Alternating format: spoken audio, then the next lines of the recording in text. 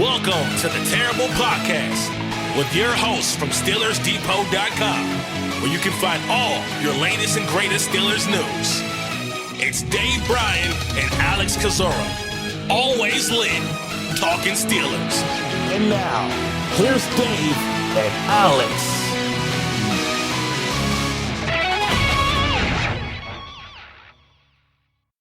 Welcome to the Terrible Podcast, Season 15, Episode 157. He's Dave Bryan. I'm Alex Kozora, SteelersDepot.com. Welcome back to the show this Monday, Steelers Nation. And Dave, welcome back. We appreciate Josh Carney filling in for the Friday show. But Dave, glad you're back in the saddle. Talk Omar Khan, talk 90 and 30, and of course, get to some reader emails we've been unable to get to for the last several shows. So plenty to talk about even as we sit here after this post 4th of July weekend. Hopefully your 4th was good, Dave, and again, welcome back. Yeah, glad to be back. Appreciate Josh sitting in for me. Appreciate you handling the interview with Scott Petrak, talking about the Browns there. Had a little bit of a medical issue with my dog Hammy, but got sorted through all that throughout the weekend. I got to watch the Pirates score 0 runs in Seattle over the weekend.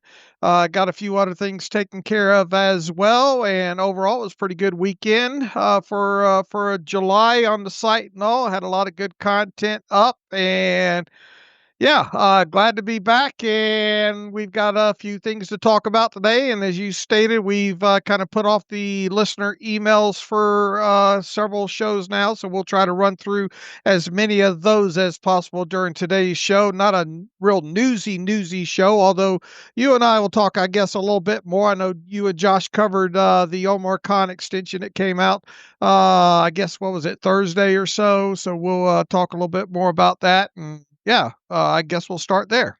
Yeah, let's start there. Omar Khan getting a 3-year extension running through the 2028 season. His first as Steelers general manager, hired in May of 2022 to replace Kevin Colbert. So, Dave, your reaction to that news? Yeah, I didn't have it on my bingo card as being announced, at this point of the offseason, but I certainly do understand it, especially the way the transition went, and when it went from Kevin Colbert to Omar Khan after that draft, after the Kenny Pickett draft, if you will.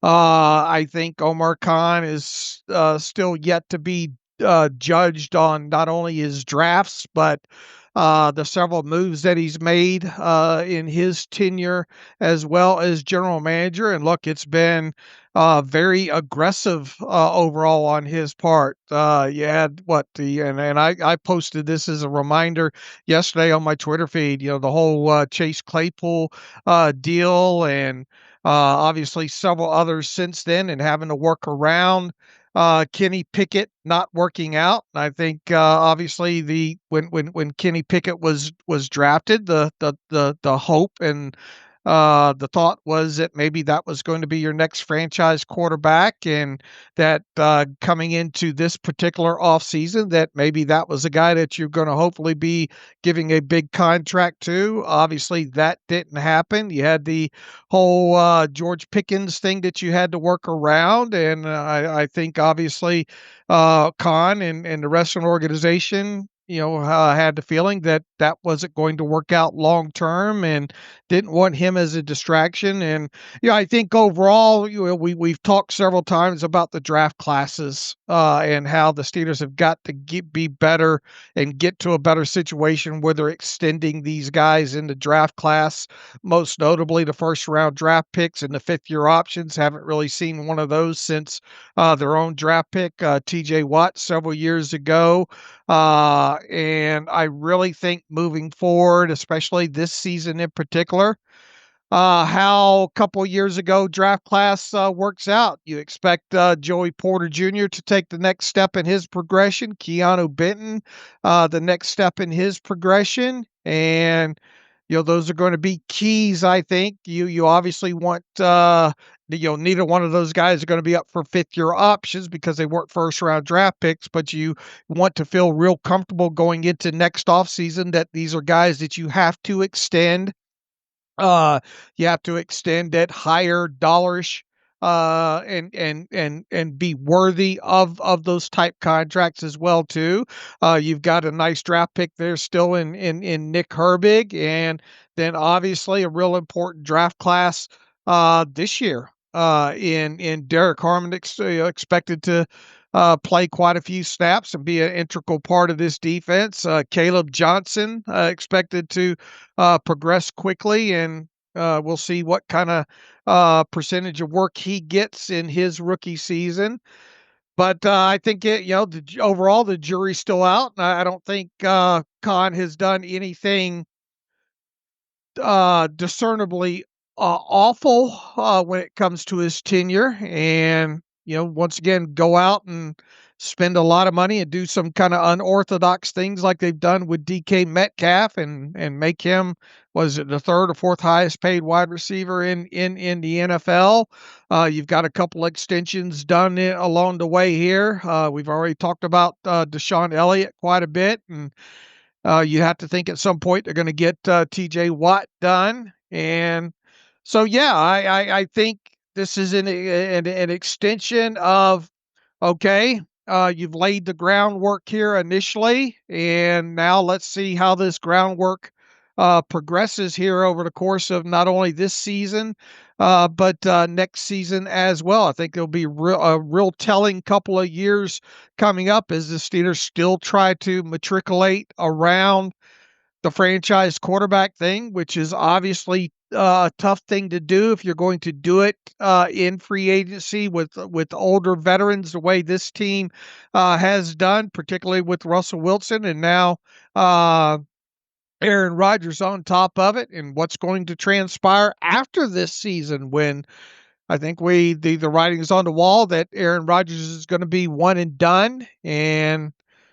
it's just a real trying time when you talk about how important the quarterback position is to NFL teams. And uh, you particularly when you get into this year, and the Steelers obviously made the playoffs last season, but they still haven't kicked in the door on that playoff win since the 2016 season. And this organization relentlessly throughout the off seasons has said we're building to try to win a Super Bowl. And I think at least on appearance, they're doing a lot of things to at least make it appear that they're trying to do that while also trying to transition this franchise into the next area of trying to find their next long-term quarterback. So, I mean, obviously money's, I don't think it's the main issue here. It's just having the person in charge and showing confidence in that person to get through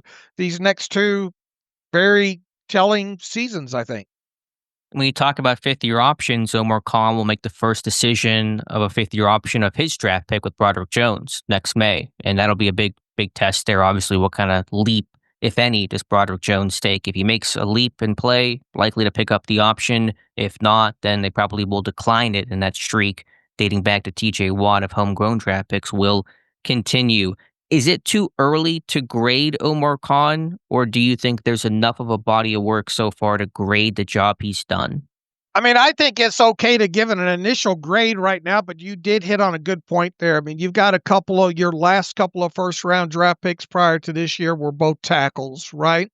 Mm-hmm. And the rarity of that, just franchise speaking. First time ever they took first round tackle back-to-back years. Right. And really, even when they took Broderick Jones, how many years had it been since they had taken a tackle in the first round? Who was it? Was it Jermaine Stevens, the last one in '96? Yeah, I think that might have been the name there. I had to go back and look real quick, but I just knew at the time that it had been several years since that had happened.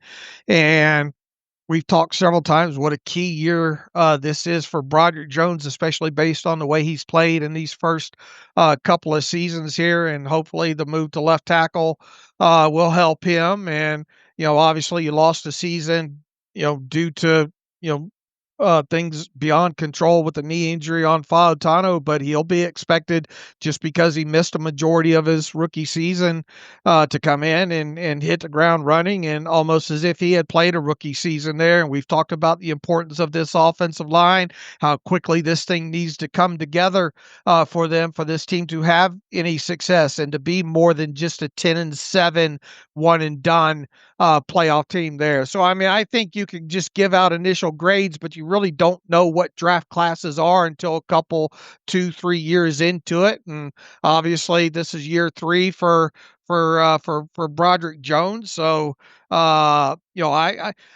think it's okay to give out initial grades, but I don't think you can hard grade these things until you get about 2 or 3 years into several of these draft classes. And then once again, Joey Porter Jr. and Keanu Benton, how those guys perform. Look, if those guys don't take step forwards, it's concerning for this organization because you'll have to potentially go back into a top of the end and the tackles too. Mm-hmm. If any of these pieces of these last 3 drafts, if you will, or last 2 in particular here, don't seem like they're working out good when you talk about the cornerback position and Keanu Benton at nose tackle, and you talk about tackle and Broderick Jones, and you're going to have to go back into the top rounds of your draft again and take swings at that. Whereas those in past years, when you have drafted so well in the first round, and for the most part giving out those 5th-year options and hitting on some of those first and second round draft picks, you're having to go back and respend on those positions instead of strengthening your roster in other positions with early round talent there. So I do think that this year is going to be really, really telling, especially when it comes to Omar Khan draft classes. Yeah, I think the next 12 to 24 months are going to be critical for Omar Khan in a lot of ways. I want to talk about it in a second, but it's such a good point about this offensive line, because if you have to, as you said, go back and respend that capital, you can't then spend it on, or it'll make it harder to spend on other needs, of course, quarterback, potentially wide receiver, cornerback, and who knows what else pops up. Think back to the days of Pouncey and DeCastro and Gilbert, Villanueva, Foster. Once you had those guys in place, which took a lot of investment, development to get to that point, but once you had that 5, you were set. You could invest in everything else. It's one reason why the defense became really good from the kind of mediocre to bad times of the mid-2010s. They were able to invest defense in 7 straight years of first-round pick because the offensive line was just set it, forget it, you're good to go. If you can get back to that and have your picks invested in this young group of Jones and Fautanu and Frazier and McCormick, you'll need a Samali replacement, but then you can largely not ignore, you still want to invest and get good depth, but you can put your high prize capital on other positions. But if you can't do that, you're back to square one. You said you can give an early initial grade on Omar Khan, so that begs the question, what early initial grade would you give Omar Khan? I would probably at this point be like a B or a B minus right now. With obviously incompletes in a few areas, specifically when it comes to the draft. Obviously, Broderick Jones has not lived up to that first round expectation. I think that dings him there overall.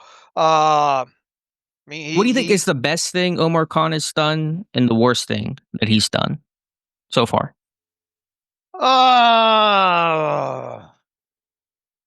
Start with the best. What is the best, either overall big picture or individual move that he's made?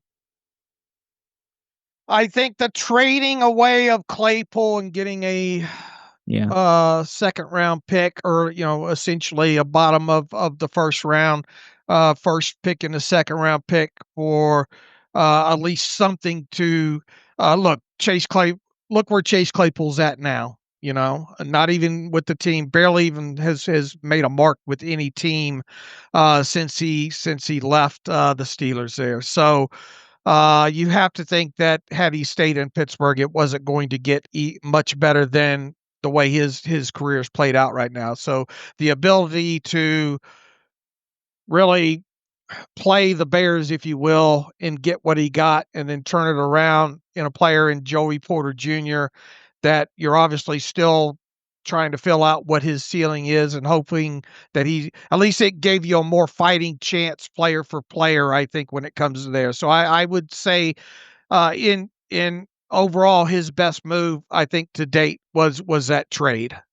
That's fair. And Claypool, by the way, declares himself fully healthy and ready to get back into the NFL. Says he rehabbed all last year with a toe injury that he suffered in the summer, and he is ready to go, strongest, fastest he's ever been. So will he get back in the NFL? I imagine someone will give him a chance, but does he do anything with it? Will be up to him, obviously. I think individually, you're right. That is the best move. You turn Claypool into the 32nd overall pick of a draft, which is pretty crazy in hindsight. Even at the time, we were looking at that trade going, wow, I can't believe Chicago did this deal, because Claypool was going in the wrong direction of his career, and that only accelerated once he got to Chicago. For me, I would take a slightly wider scope and say the philosophy of getting back to investing in the trenches heavily, especially this offensive line. Now, obviously, when I talk about Omar Khan, we talk about Mike Tom, we talk about Andy Weidel.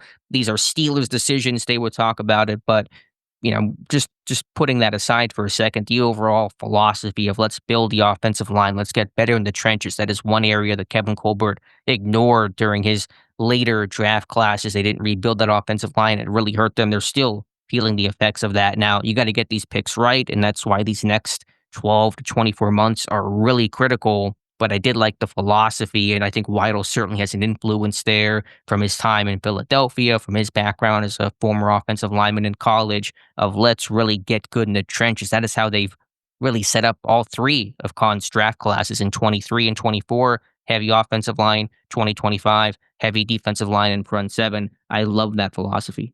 Yeah, and like we said, though, the proof is going to be in the pudding really starting this year, right?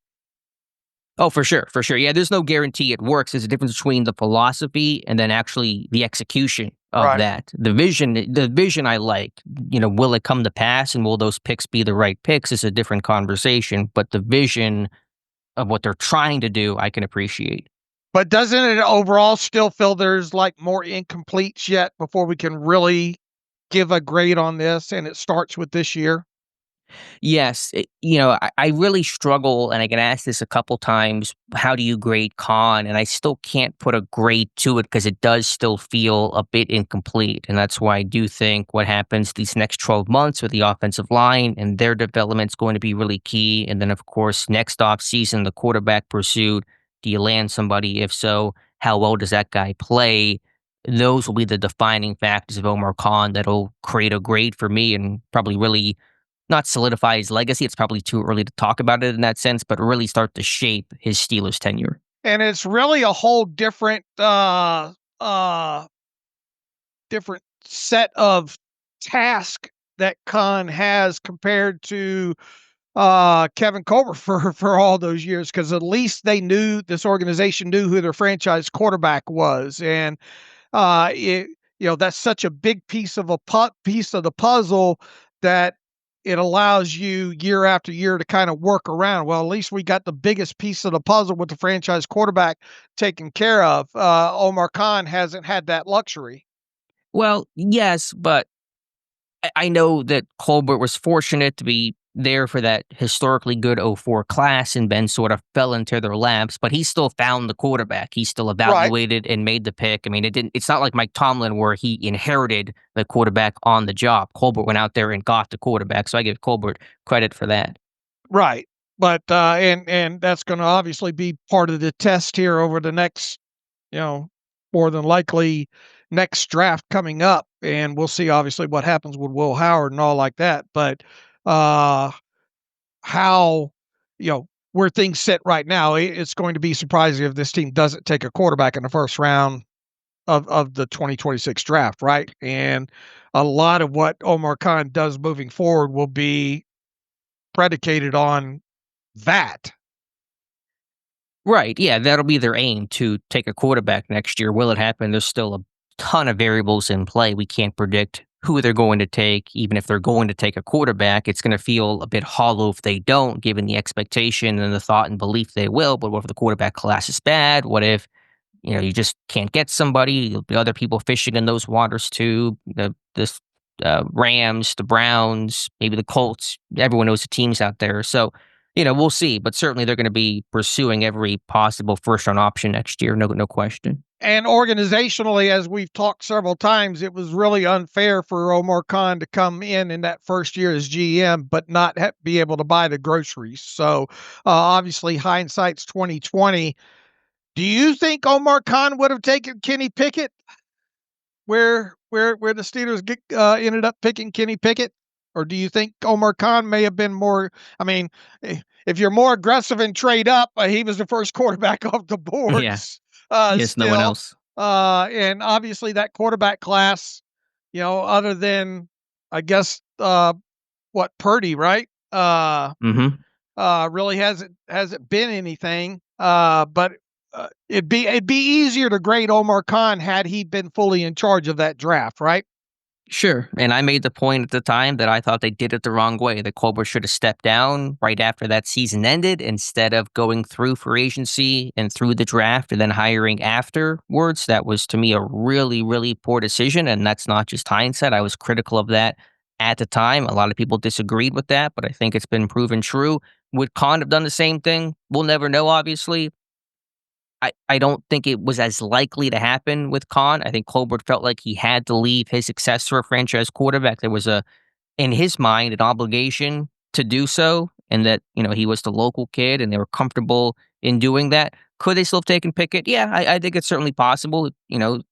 Colbert's not the only deciding factor in that. Tomlin was, and the scouts were, and there was some quote unquote comfort on paper of the local kid. So, Khan is a new GM, a couple months into his tenure.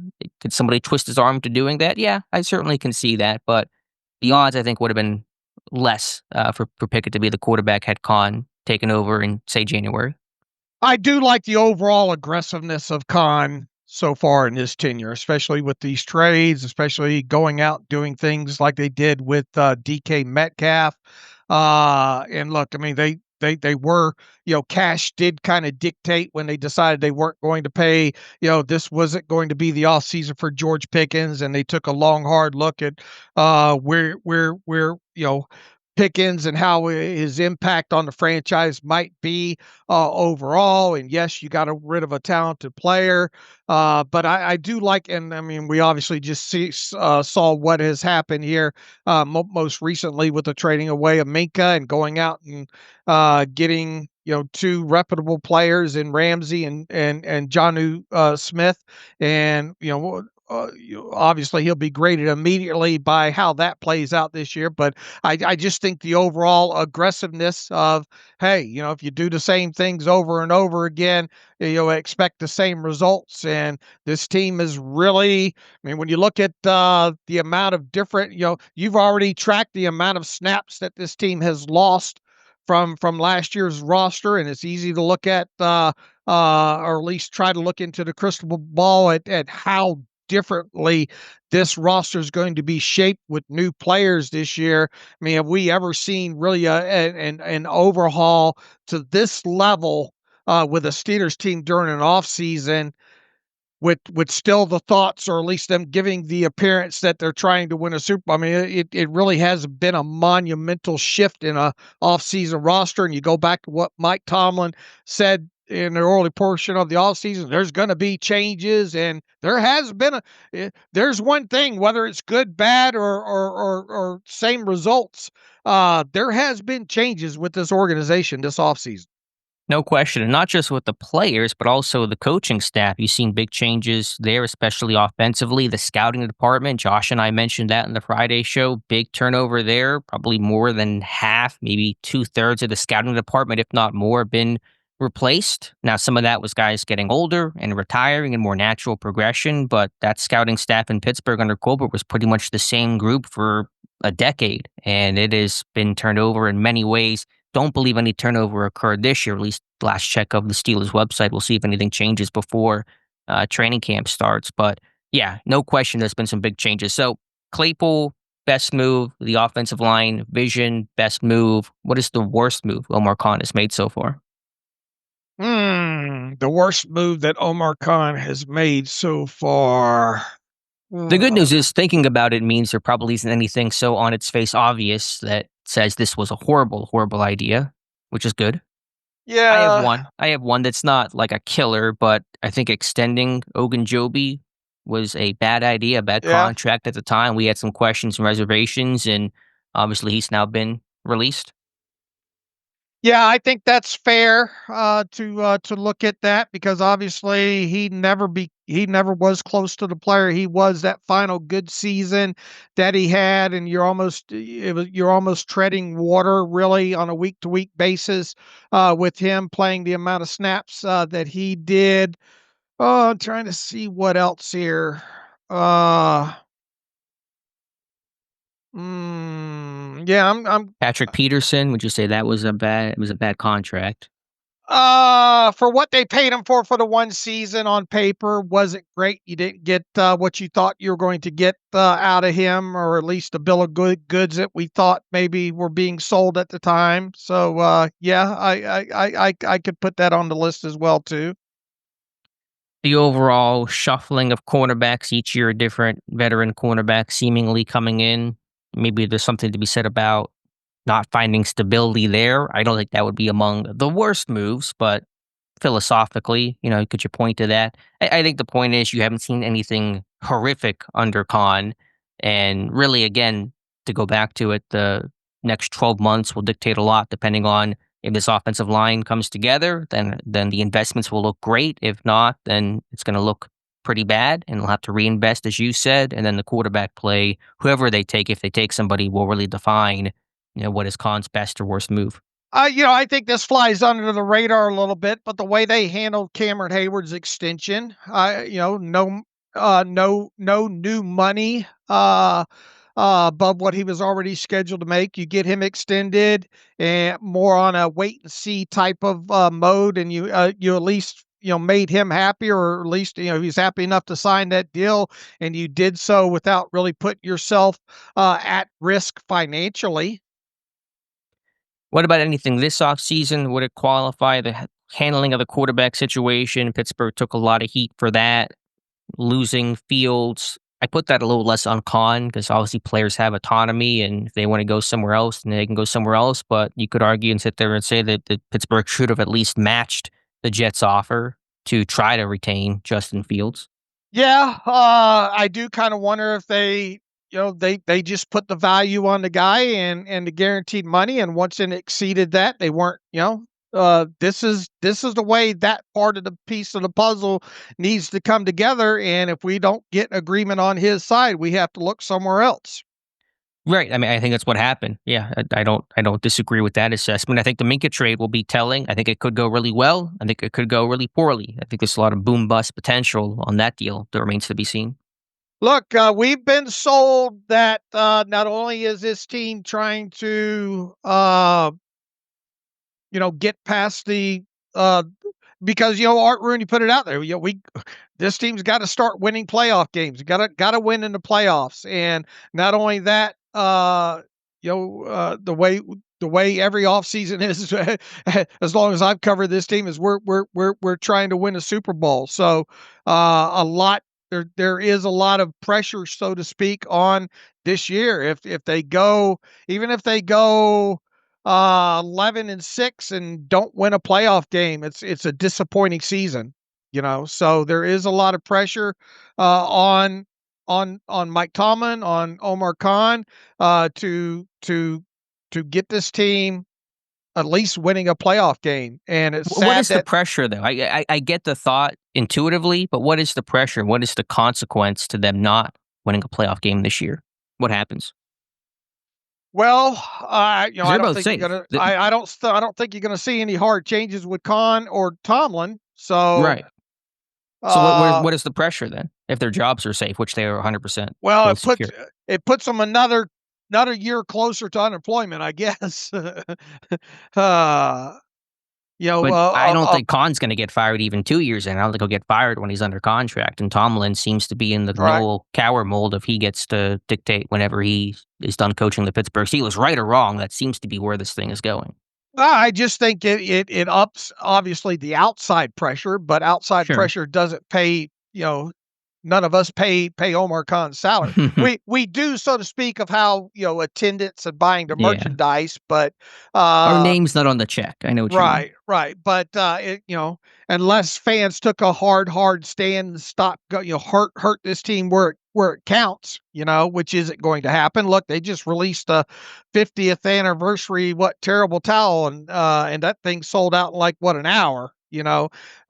So selling merchandise and filling seats, at least short-term view, isn't going to be an issue for this team. So, you know, I don't know the right way to kind of answer that question, I guess, other than just more more exterior pressure, I guess. Yeah, I don't mean to needle you. I know what you mean, and I have the same thought too. Each year that goes by, that drought continues. The questions get raised more often. The noise gets louder, and the angst, and I think internally the pressure the organization feels to win now increases, and that's one reason why you're seeing some pretty radical moves this year. You're feeling an organization that feels like we got to make some big changes because we are just stuck in the mud right now at 9, 10 wins. We can't get out of this spot we're in, and we got to, do something pretty radical to hopefully get some radically different results. So I know your point. I just wanted to bring that up because I hear that a lot, and I go, okay, I get it. There's pressure, but what is that? How does that manifest itself? What does that look like? And obviously, we feel like Tomlin and Khan are going to be pretty safe overall. Even if this team was to get into the playoffs, win a playoff game, win 2 playoff games, in other words, at that point, you're becoming at least a Super Bowl kind of caliber team once you win a couple of playoff games, whether or not whatever the predictions are from that point forward, there. How would they go about duplicating that in 2026? Well, it's a good problem to Wh- have. I will take right, signing up for that. I mean, you hope you find your quarterback, and you hope you keep other pieces, and hope you hit on the quarterback. right, and that's easier said than done. Sure, of course, but that would be the game plan if you have a great season, win 11, 12 games, get in the championship game, and if Rodgers does retire and decides not to come back, then you retain the roster as much as possible, which I think they probably can. I don't know what big free agents they're going to have after 2025 or the 2026 offseason, and then you go find the quarterback.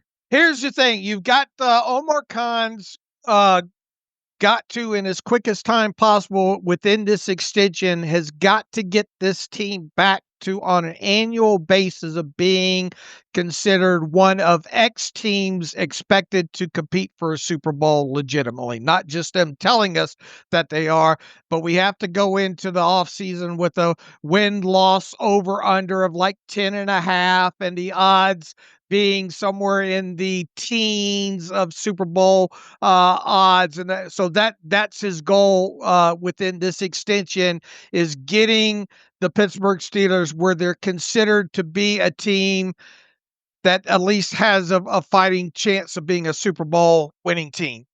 Sure. Does it even matter how many regular season games Pittsburgh wins this season? Obviously, it matters if they win 5 versus 10, but does 9, 10, 12, 13 matter? And I say that to say, if you win 13 games, you have a great regular season, you're 13-4, you're the 2 seed or whatever the case is, and you don't win a playoff game, is the season a success? It's judged how you do beyond the regular season. I agree. So I don't think. I mean, I don't think wins matter more so than it does what you do in the postseason or getting to the postseason.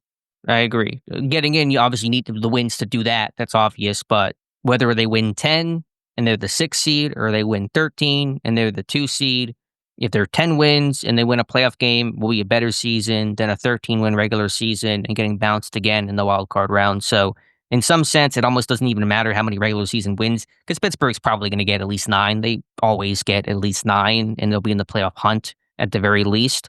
So in some sense, obviously you'd love to win 13. It's just more fun when you're winning during the regular season, but it really just comes down to, they're judged purely off a playoff result, which they should be. Right. All right, so that's the Omar Khan extension. As I made the point to Josh, this was almost in a sense, procedural because Khan was going in the last year of his contract. And so just in the way that TJ Watt is in the last year of his contract or Mike Tomlin, you don't put these guys in the lame duck, their last year status. You give them the extension ahead of time. That was always going to happen. So, obviously Khan just made these big moves and you're going to show some trust in that. But this contract is really just reflective of him entering a contract year. Right. I agree. All right, let's stick with grades here, Dave. For Monday, I wrote this article grading every major offseason move the Steelers have made. That's the trade for DK Metcalf, drafting Derrick Harmon in the first round, the trading away at George Pickens, signing Aaron Rodgers, and then the last Monday trade of Minka and Ramsey and Jonnu Smith. Those are the big headline moves that Pittsburgh made this offseason. I want to go through it move by move, and I want to get your grade and your take. I know grading now is only going to mean so much, and the ultimate judge of how good or bad these moves become will be based on how this year and beyond goes, but all we can do is judge it just based on the here and now. We'll certainly revisit in the offseason and beyond. So the trade of DK Metcalf, what grade would you give that? Well, look, I think an overarching thing, one other thing that I forgot to add within all this Omar Khan stuff is he's been able to get through all these moves and this offseason trades included with keeping the draft capital that this team has accumulated through compensatory and other methods here intact for 2026. So I think that plays a little part in this overall. But look, once this organization made the decision to move on from George Pickens, they had to find a way to go out and get a top tier wide receiver, and it's just not like you can push a button and go get anyone. It had to be someone that either wanted out of their situation, which it seems that DK did. You've got a guy that's established in this league. You got a guy that, at least on paper, you think fits what Arthur Smith wants to do with this offense moving forward these next couple of years. At its core, I think he's, you've heard Aaron Rodgers talk about what a good human being he is. And, this is a gamer type of guy, a guy that, I expect to, put up at least on average what he's put up receiving wise since he's been in the league. I think there's going to be occasionally these things where he's upset on the field because he's a competitor and because he's a wide receiver in particular. But I think overall, you give it, uh, a plus might be a little strong for me. Just because a little bit of the uncertainty within there, and then having to give him a top three positional salary to go along with it. I'd give it a strong A.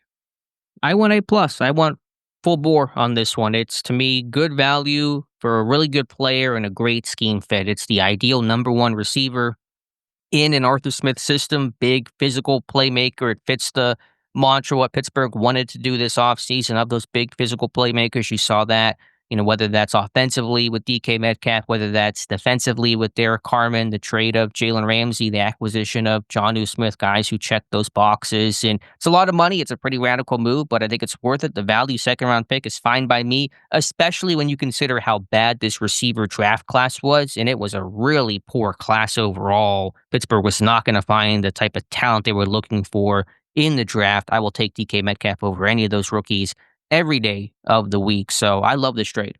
All right. All right, let's talk about the Derrick Harmon selection in the first round, defensive lineman out of Oregon. What grade would you give that, Dave? Yeah, I'd give that an A as well, too. And we went into this offseason knowing that defensive line was more than likely going to be a strong need / best player available axis type of scenario there. I think Derrick Harmon was a guy that we had circled as potentially best fitting what the Steelers normally look for. You didn't have to trade up or anything to get this guy. The ceiling on him looks to be fairly high overall. Obviously, you want to see him finish plays more than anything else, be a little bit stouter against the run, as we talked about in the 90 and 30 series with him. But as far as what this organization needed to spend their first round draft pick on, the type of player that they got, the hearts and smarts, and how he matches the Steeler organization, and the comps to, can this guy potentially be another Cameron Hayward? I think all that meshes up there as well too. So I just think based on need and want and the type of player that he seems to be, and not having to spend extra draft capital on him, I think you give it an A. I agree. My grade was an A for many of the reasons that you said. Really good player, great scheme fit, young guy, ascending in his career, checking all of those boxes, and also for not falling prey to maybe the traps of 2022 where, oh God, we don't have a quarterback. We need to take a quarterback. Let's reach for somebody to check that box. They didn't do it this time. They said we're going to, you know, not fall into the trap of Shedeur Sanders or Jackson Dart, even though he was a first round pick, Dart was. But I did love that, to kind of sit there and say maybe Pittsburgh learned a lesson from 22 that we don't have to take a quarterback if it's not there. You can't force the selection as much as quarterback is defining. If it's not there, it's not there. And so it wasn't. And they were correct, I think, in that. Shedeur fell to the fifth round. Not a good quarterback class overall. Harmon, to me, a really, really good pick. I give it an A. All right. The trade of George Pickens, which occurred about a week after the draft. What grade would you give that, Dave? I would give that a B. And look, I was on record a long time ago saying, hopefully people didn't give a George Pickens jersey for Christmas a couple of Christmases ago. I think he's an extremely talented player. I think they got every ounce out of him as a player on the field for the quarterbacks and all that they had throughout his tenure there. But without a doubt, the stigma and all that he created for himself, as far as things not between the white lines and really sometimes even between the white lines, I think kind of diminished his value. The fact that he was heading into the final year of his contract, and if you kept him on the roster and had no intentions of extending him, I think you were going to get more of the same from George Pickens, and essentially been a lame duck. And then who knows how that would have played out in the compensatory formula overall. And even if you had gained compensatory value for him, it would have been from another year out on top of that. So you deal him to the Cowboys, you get an immediate third round selection to go with your draft capital for next year. You view it as more of an addition by subtraction, I think, overall, especially in light of going out and getting a DK Metcalf. So I would grade this as a B. I went C, and I understand why Pickens was traded. It's not hard to figure out his personality, the headaches he caused. They weren't going to extend him. You get the draft pick, even though it's next year, locked in instead of the comp pick game for future years, which is no guarantee to happen. But you are in the same position potentially as last year, where you trade this receiver. How do you fill that role? I did love the idea of Pickens and Metcalf, opposite sides, and all the domino effects that would have brought you. Defense is playing more too high, light in the box, opens up the run game, opens up middle of the field for a guy like Aaron Rodgers. So is this offense going to feel a piece short again in 2025? I think there is a risk of that, and that's one reason why I gave it a C. All right. All right, let's go now to the signing of Aaron Rodgers, which became official in June after months of speculation. Now that hay is all in the barn, Dave, although, again, this will be judged really by what happens these next couple of months. But how would you grade the Aaron Rodgers signing? Well, I went into the offseason thinking it was going to be one of Justin Fields or Russell Wilson brought back to this team, and with the outside maybe chance of even being both. That probably unrealistic overall. But I think my initial thought was run it back with Russell Wilson again. But if they had done that, how legitimate could we, had they ran it back with either Fields or Russell Wilson? How legitimate, how much more of a needle mover would it been if indeed this team firmly believes that they want to make a run at a Super Bowl this year? Who gives you the better chance, albeit maybe incrementally better with one more than the other, of giving you at least maybe a fighter's chance of being a Super Bowl caliber team in 2025? I think that player is Aaron Rodgers. It would have been nice to have all this Aaron Rodgers stuff not go on as long as it had him there for mandatory minicamp, had him in the building before that, getting used to his new teammates and learning, starting to learn things and just getting that part of the equation worked out. Now, Aaron Rodgers obviously had a say on his side of the ledger of when that actually happened. We heard all the stuff about Aaron Rodgers just does not like OTAs and all like that, so that has to be figured into it. I do think, look, we got into a situation once we knew it wasn't going to be Justin Fields and we knew it wasn't going to be Russell Wilson, that who's left?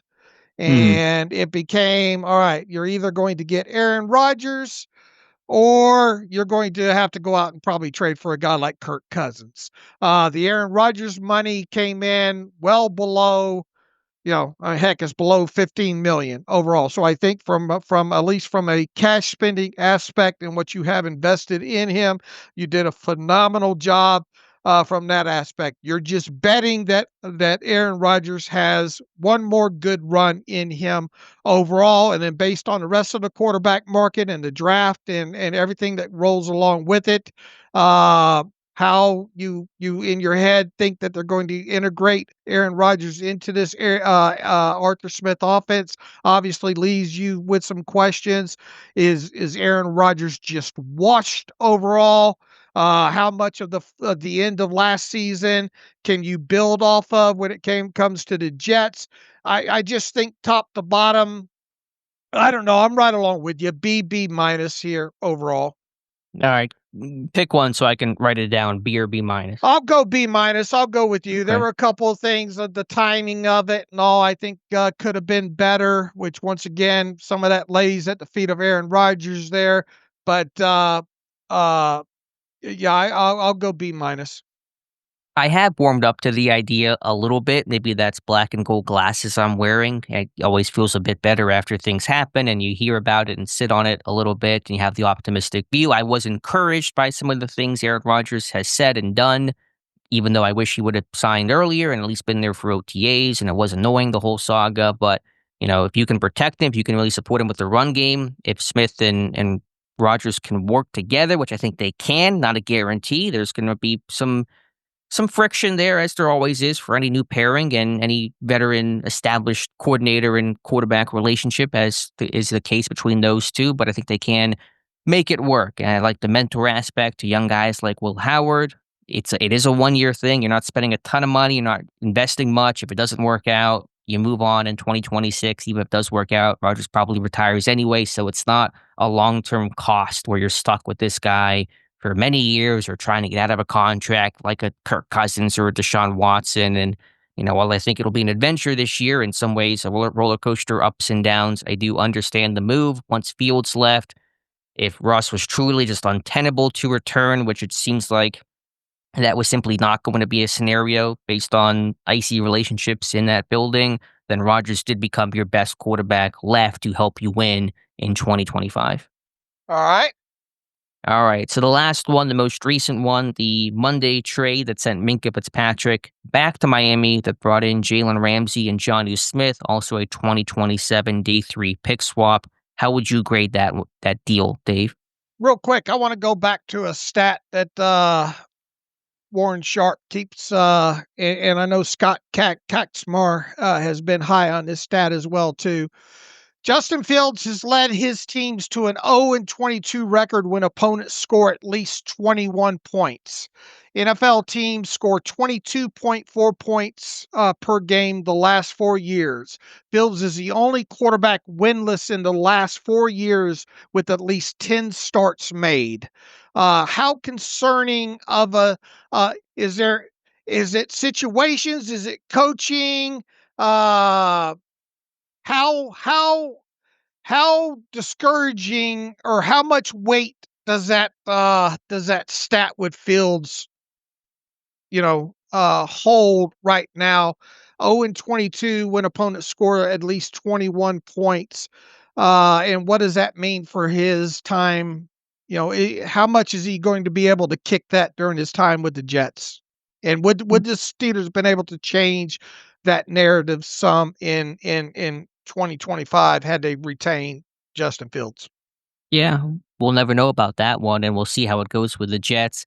That stat, well, it sounds horrific, doesn't grab me the way maybe it grabs others. There's a lot I would like to know about that stat. How many points per game has his defenses allowed? There's a difference between a defense that allows 22 and a defense that allows 42.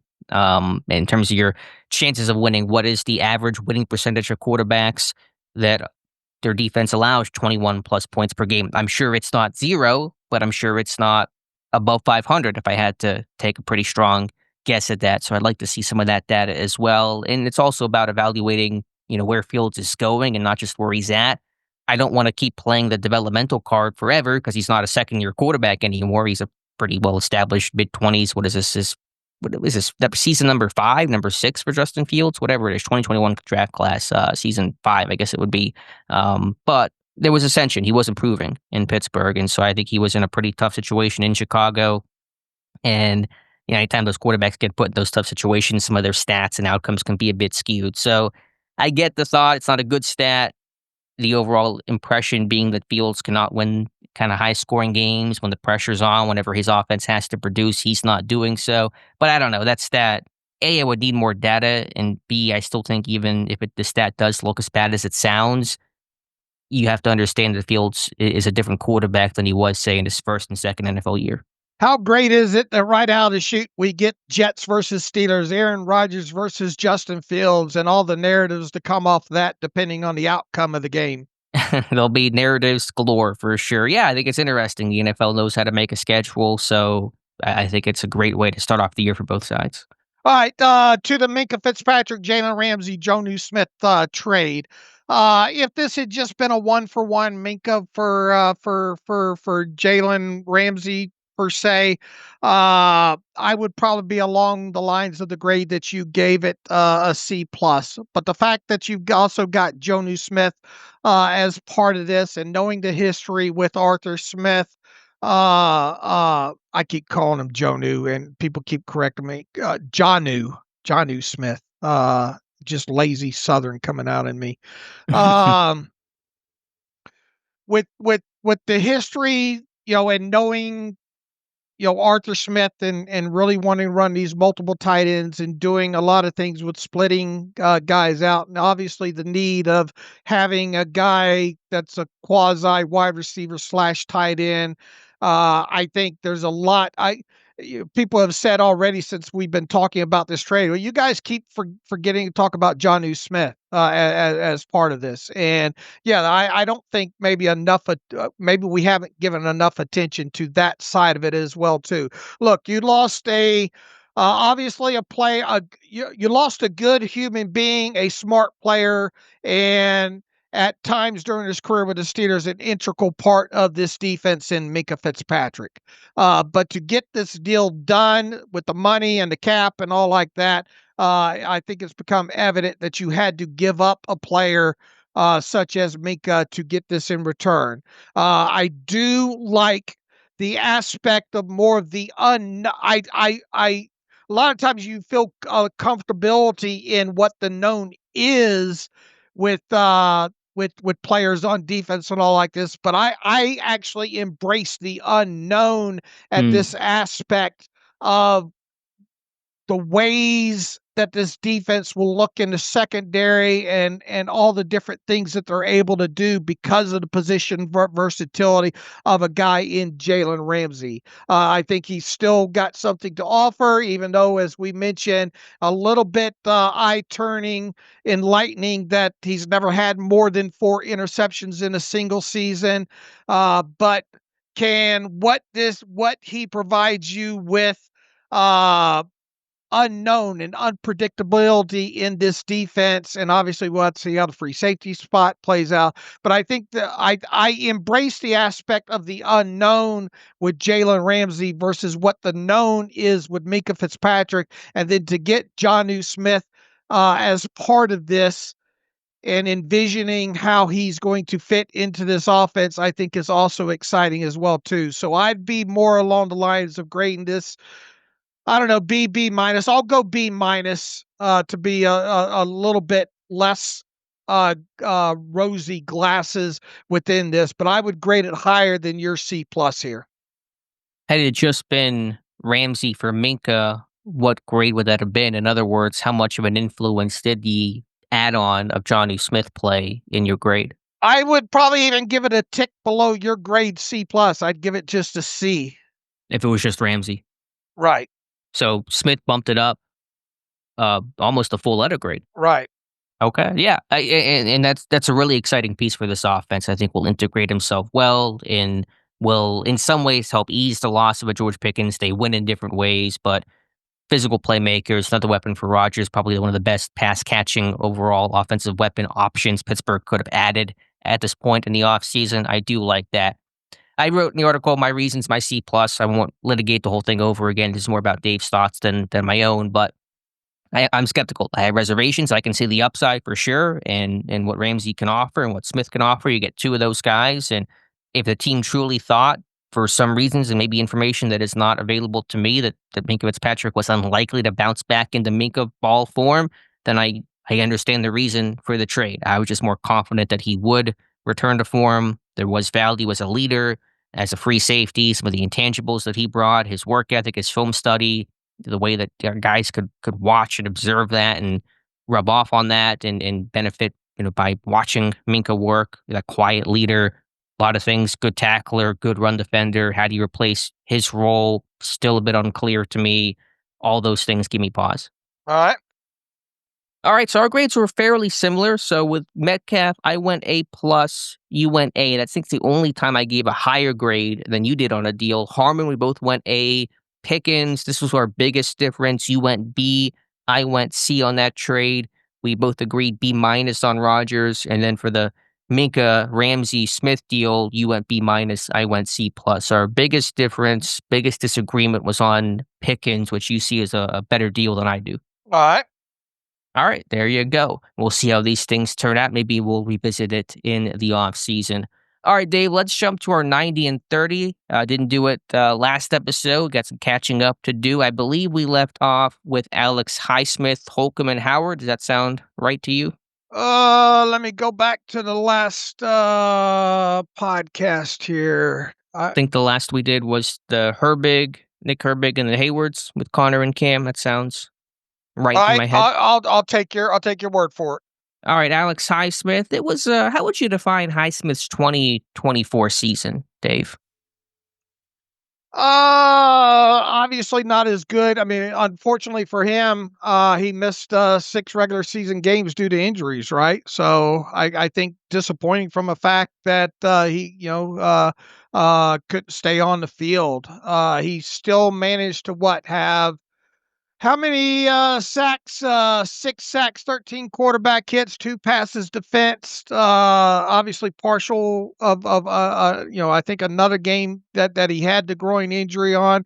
Overall, I mean, it obviously wasn't as good as his season prior to that. So, and I think having him on the field, I think his stats could have been a lot better. Obviously, what do you have? Ankle injury, I think, 3 more contests. Yeah, remember he had in training camp, I think he tweaked it again in that Chargers game. Yeah, I missed some time because of it. And then another injury, I think, later in the season. It was an injury-marred year for Alex Highsmith.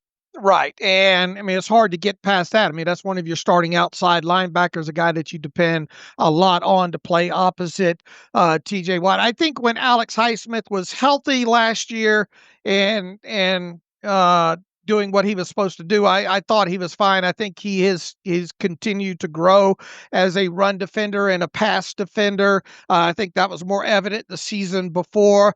But I mean, there's no way to just bypass he missed 6 regular season games, and that I think that's the biggest aspect of Alex Highsmith in 2024 was to miss games. Sure, it's a big takeaway and a big part of his season. I thought his play, when healthy overall, was mostly effective. Good against the run. The pass rush felt like it disappeared, but that could probably apply to the entire Steelers pass rush. Tackles have really begun to sit and anticipate his inside spin move. It was not nearly as effective last year as it was in 2022 and 2023. And so, can you find a way to make that move more effective, either by building off of it somehow, or setting up the move differently, or using it in different situations? It was often used in those money, third down, gotta have it type of moments. That's a big challenge, I think, for Alex Highsmith. Yeah, look, is he close to his ceiling now? I think the answer is yes, but I think whatever little last jump that he might have in him needs to happen this year as both a run defender and as a pass rusher. Can we see a little bit more speed to power? Can we see him do a little bit job of getting around the edge? Obviously, they're all technicians at this point. Him and Watt and Herbig in that room. They've got a lot of time to study and learn from what they've done in the past. Whatever little maybe bit of room there is left between where he is as a player now and his ceiling, we need to see him achieve that this year. And then, obviously needs to stay on the field. And we'll see if these guys flip sides. It sounds like they will, and Watt and Highsmith will flip outside linebacker positions a little bit. Highsmith has one double-digit sack season in his 5 NFL years. That was 14.5 in 2022, really providing the bulk of the pass rush when TJ Watt was out. What are the odds Highsmith gets back to double digits in 2025? I think it's better than average chance of doing that if he stays on the field. I would look. They need double digit sacks out of him. They need 12.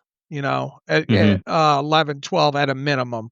And I think he has the ability to do that. Yes.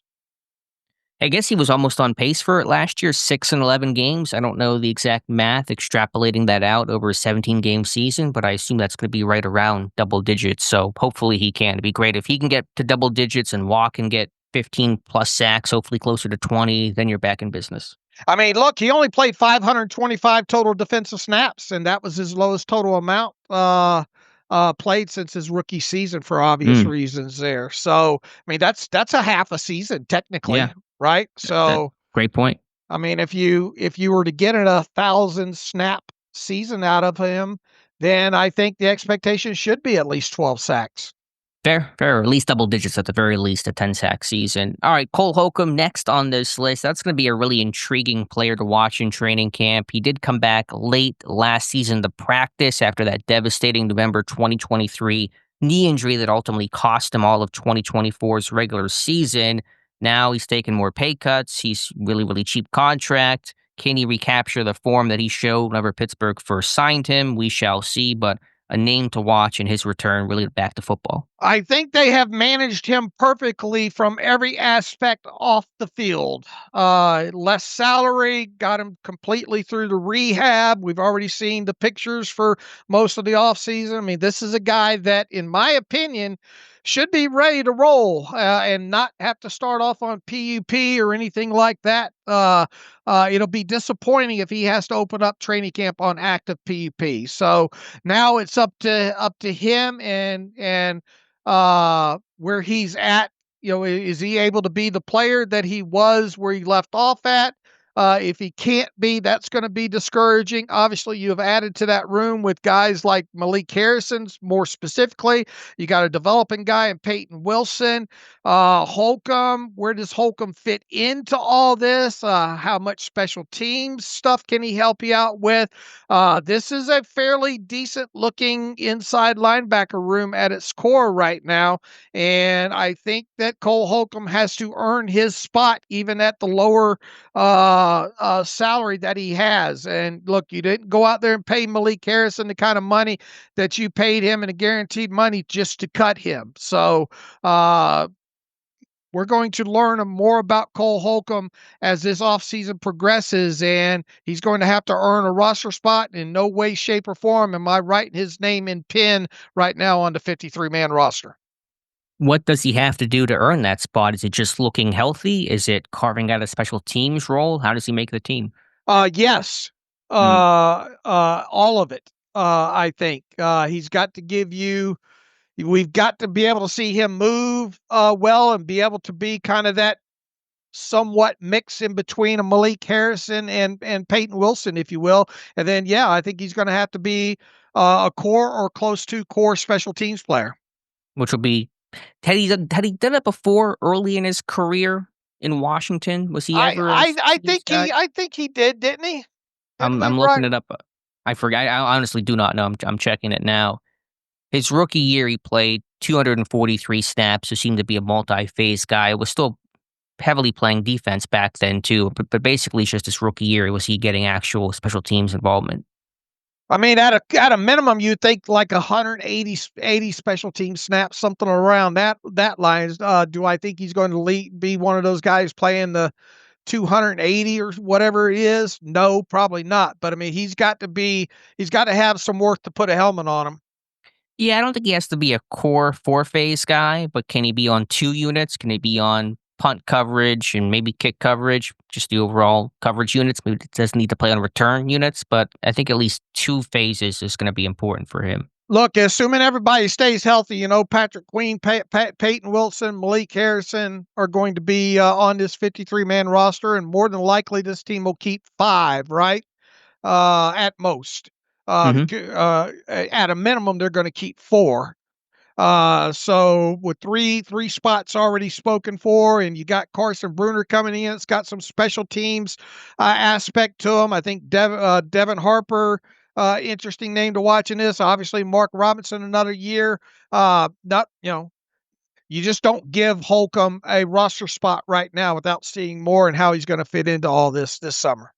Fair. Will Howard next on the list. Is there any rookie entering camp with more hype than Will Howard? I'm excited too, but I do want to watch this guy throw a pass before I declare him the next big, great Steelers quarterback. Yeah, unlike you, I have him as a lock to make this roster. 100%. Yeah. No matter what happens. I mean, look, okay.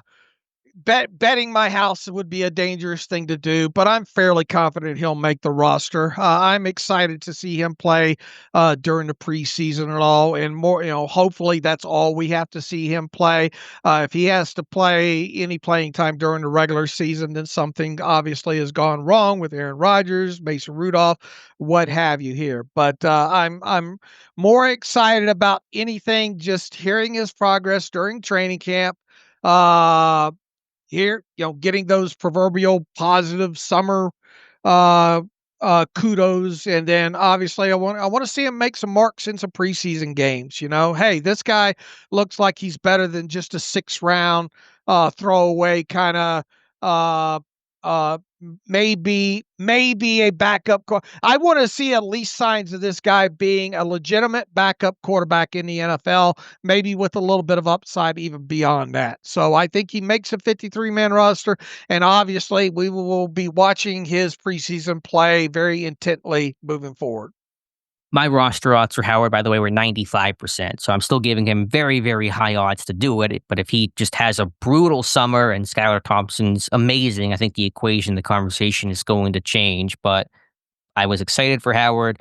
I don't want to see even just backup traits. I want to see flashes of starting potential, not him playing like amazing wire to wire, but are there throws and moments in time where it looks like, okay, this guy could really be something and be more than just a career backup. I want to see that for Will Howard. But I think the big thing for him this year, and as you said, hopefully doesn't play, but you never know. 60-plus quarterbacks start in the NFL each season. Pittsburgh started multiple quarterbacks each year for, I don't know what it is now, 4 or 5 straight seasons. They've had 3 starters in seasons past. So you never know what could happen. But Howard's job this year is to be a sponge, Dave, to learn from Mason Rudolph, of course, from Aaron Rodgers. Like, this is your 1 year to learn from a Hall of Fame quarterback. You may never get this chance to learn from somebody of Rodgers' caliber with his resume again. So you better take advantage of the opportunity to learn, to watch, to see how this guy prepares, studies film,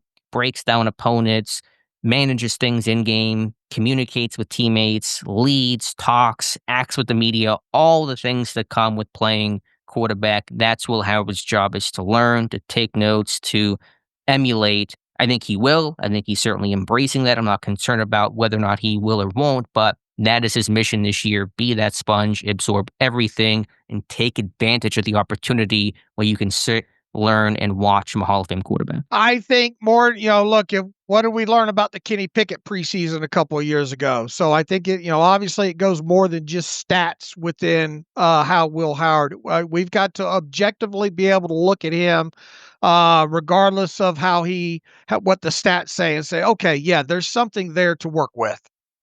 Absolutely. Now, and I know you acknowledge this. There's going to be some bad moments in training camp. In the summer, he's a rookie. There are some things to work on in his game. The physical talent is not A plus. It's just natural. So don't be alarmed when we talk about Howard had a tough day at practice, or there's a preseason game where it looks sloppy. These things are going to happen. But can there be some flashes? Can there be continued growth? That's what I'm concerned about. How many snaps can this team get Will Howard during the preseason in just 3 preseason games? Well, we'll see if Rodgers plays any snaps. He usually has not in past years, but Tomlin doesn't usually. Well, did he ever park Ben? Did Ben ever completely sit out of preseason in his later years? I'd have to think back. I don't remember if Ben would just completely park the bus and chill the entire summer. Oh, I'd have to go back and look. I think didn't Ben want at least a series or something? I think that sounds right, but I can't remember off the injury those last couple of years. I can try to look it up. I mean, Rodgers. Let me ask you this: do you think Aaron Rodgers plays any preseason snaps this year? I think he will. Yes, I think he needs to. I don't think it's obviously going to be a lot. And look, let's say that what is it, 65 offensive snaps on average a game during the preseason there times 3. You're looking at 195 to 200 preseason offensive snaps. You're obviously you want Mason Rudolph to get some time in there as well too, and Skyler's going to get some within that. Can you get Will Howard 120 snaps? Out of how many? 195 to 200. 195. That seems too high to get more than the majority. I was thinking like 75. Over under, because once again, you're not expecting Rodgers to play a lot, right?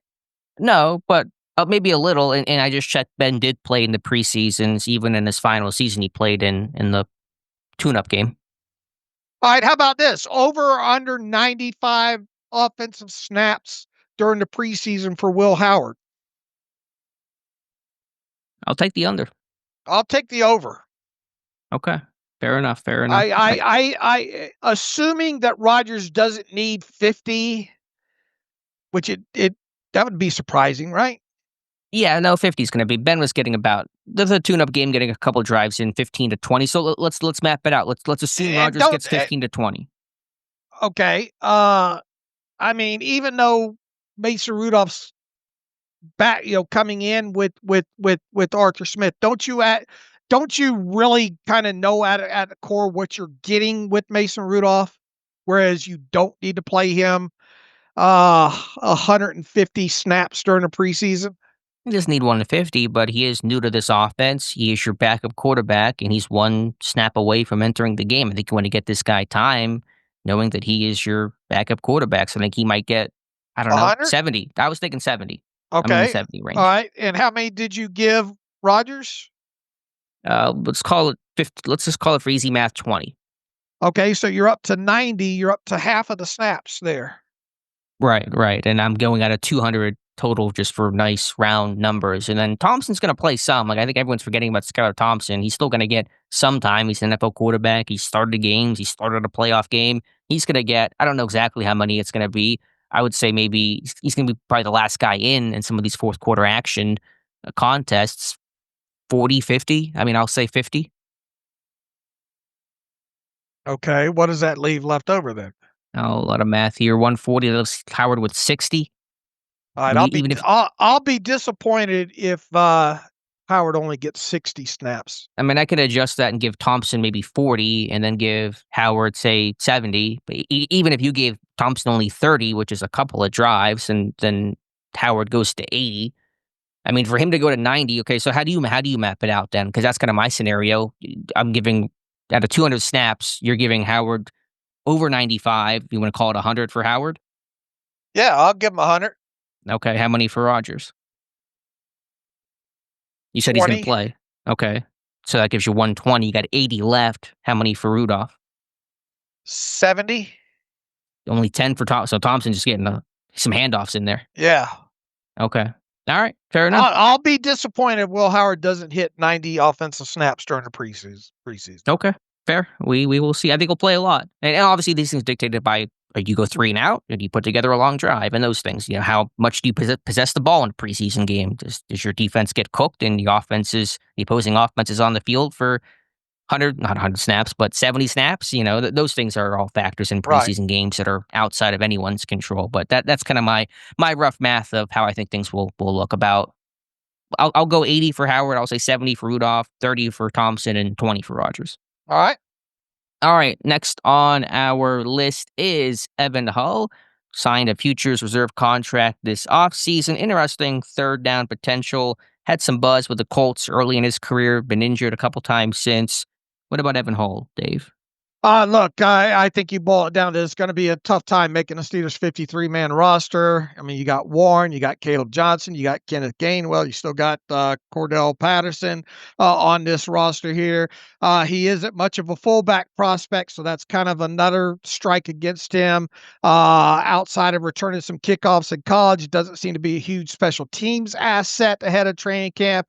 He'll need to become one in a hurry if he wants any chance of making a 53-man roster. I think in reality, what we're looking at in a guy in Evan Hull is to be one of the several running backs on the roster who will look to show enough during training camp and the preseason to warrant being a practice squad guy. So, and even that, I think probably maybe a 50-50 chance when it comes to that. So obviously, unless something goes catastrophically wrong, and he's really going to have to show something on special teams, which I don't think he's got much of a background in doing. I think you're looking at a guy that's going to be late in preseason games, going to be tough to carve out some snaps during training camp and all. I think at best you're looking at a practice squad player here, and even like I said, there 50-50 probably chance when it comes to that. I agree. There's some intrigue there with Evan Hull, but it's a crowded room overall. So practice squad probably at best, but you never know. Make the practice squad. Somebody gets hurt, you get called up. We saw Shampklin, we saw Jonathan Ward get a cup of coffee last year. So hang around in the practice squad would be good news for Evan Hull. All right. Let's go to rookie Max Hurlman. Here's an interesting guy that apparently played all over in rookie minicamp. He was a tryout player that signed with the team. He's a rookie out of Notre Dame by way of Colgate. He's a guy that has a background playing running back, receiver, quarterback, and punt returner. And so he's a guy that could wear a lot of hats this summer. I think when we get into the post training camp practice, it's going to be interesting to hear you talk about what all Max Hurlman did during that practice or did not do. I think the team, obviously reportedly had him wearing both offense and defense jerseys during the offseason practices, worked at multiple positions. They officially list him as a running back. It doesn't sound like they're going to pigeonhole him into one position this summer. We're going to be playing a game instead of where's Waldo, where's Max Hurlman. I think, and just from an intriguing aspect, that'll be fun to talk about, at least early practices during training camp. You boil this all down, I think he stands a good chance to, probably a slightly better chance to be a practice squad player than Evan Hull, but I wouldn't go writing his name in pen on the practice squad at that. I think obviously 53-man roster's too rich for him. Can this be kind of a jack of all trades, master of none guy on your practice squad, a guy that gives you good looks at different things during practices during the season? He's more than anything, I think he's going to be a more intriguing guy to talk about during training camp practices than Evan Hull, and interested to see if he does enough to land on the practice squad. Yeah, there's intriguing scout team material with him if he does stick on the uh, practice squad for the regular season because he can wear a lot of hats. But how much is too much? Do you want to have this guy playing 4 different positions and trying to learn all 4 positions while making an NFL roster? That's a lot. There's a line between his versatility and skill set versus putting too much on his plate. But could he kind of be this year's John Rice Plumlee that plays a bunch of different stuff? They use him in some funky situations. Obviously, he won't be the quarterback that Plumlee was, but yeah, I think Harmon will be a fun story to watch this summer. I agree. All right, next on the list is Deshaun Jameson, who, according to the Steelers site, still wearing number 5. But we imagine that's going to change here pretty soon once Jalen Ramsey gets into town. But Jameson trying to capture a practice squad spot no matter the number he's wearing. In fact, as you said, he probably will wear that number 39 Minka previously wore. Yeah, guy here that's had a cup of coffee in the league already during his rookie season, was on the Panthers roster, dressed for 15 regular season games that season, logged 107 defensive snaps with the Panthers in 2023, 155 more on special teams, so he's got some special teams ability there. Mostly saw his action as an outside cornerback with the Panthers. In 2023, he registered 10 total tackles and 1 pass defense. I think what's intriguing about him, the fact that he was able to stick on the Steelers practice squad for most of the 2024 season, is at least a good sign for him overall.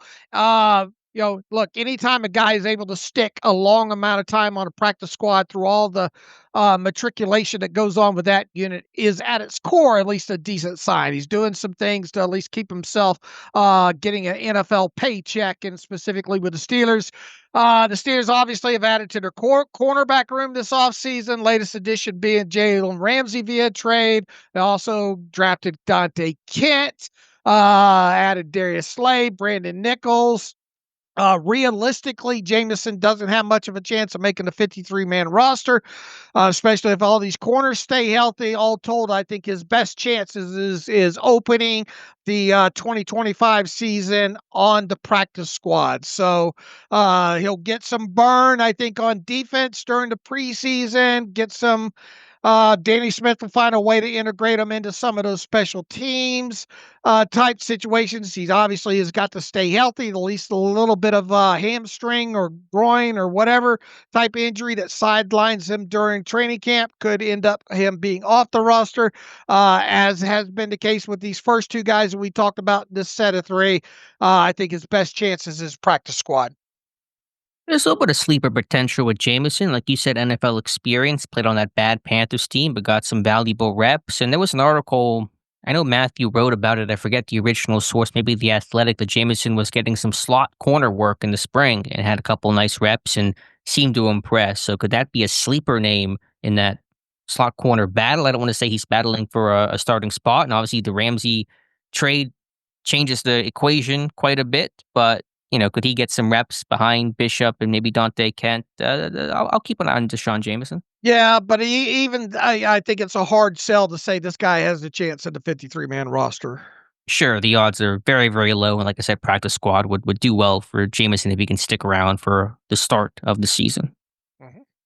All right, let's go. Let's finish up here with the law firm of Johnson, Johnson & Johnson, starting with Brandon Johnson, the wide receiver who had some ties to Russell Wilson and wide receivers coach Zach Azzani that helped bring him over from Denver to Pittsburgh last season. Caught just 1 pass, I think that came against Dallas, appeared in a couple of games. Crowded room overall. Don't really see the great path to make the 53, but there's a guy with some size and some athleticism that has some NFL experience. What are your thoughts on Brandon Johnson, Dave? Yeah, he's going to miss not having Russell Wilson on that roster. Most of his NFL production, played in 20 regular season games with 3 starts, recorded 25 receptions for 326 yards and 5 touchdowns, while with Denver on 44 targets. He played 540, almost half a season offensive snaps with the Broncos and 15 more on special teams. That is a little bit of a red flag there, that 15 on special teams. With the Steelers in 2024, I just saw action in 3 games as a practice squad elevation. Kudos to him, at least sticking around on that unit. He played just 19 offensive snaps in 3 contests, caught just 1 pass for 9 yards. At the very least, he's got the link to Zach Azzani stemming from his time in college at Tennessee, and obviously with the Broncos. Even so, that will only help him a little bit, I think, when it comes to him possibly staying in Pittsburgh after the final roster cuts are made. In all honesty, Johnson will likely be competing for a spot on the practice squad again. He's not a special teams asset, at least not yet.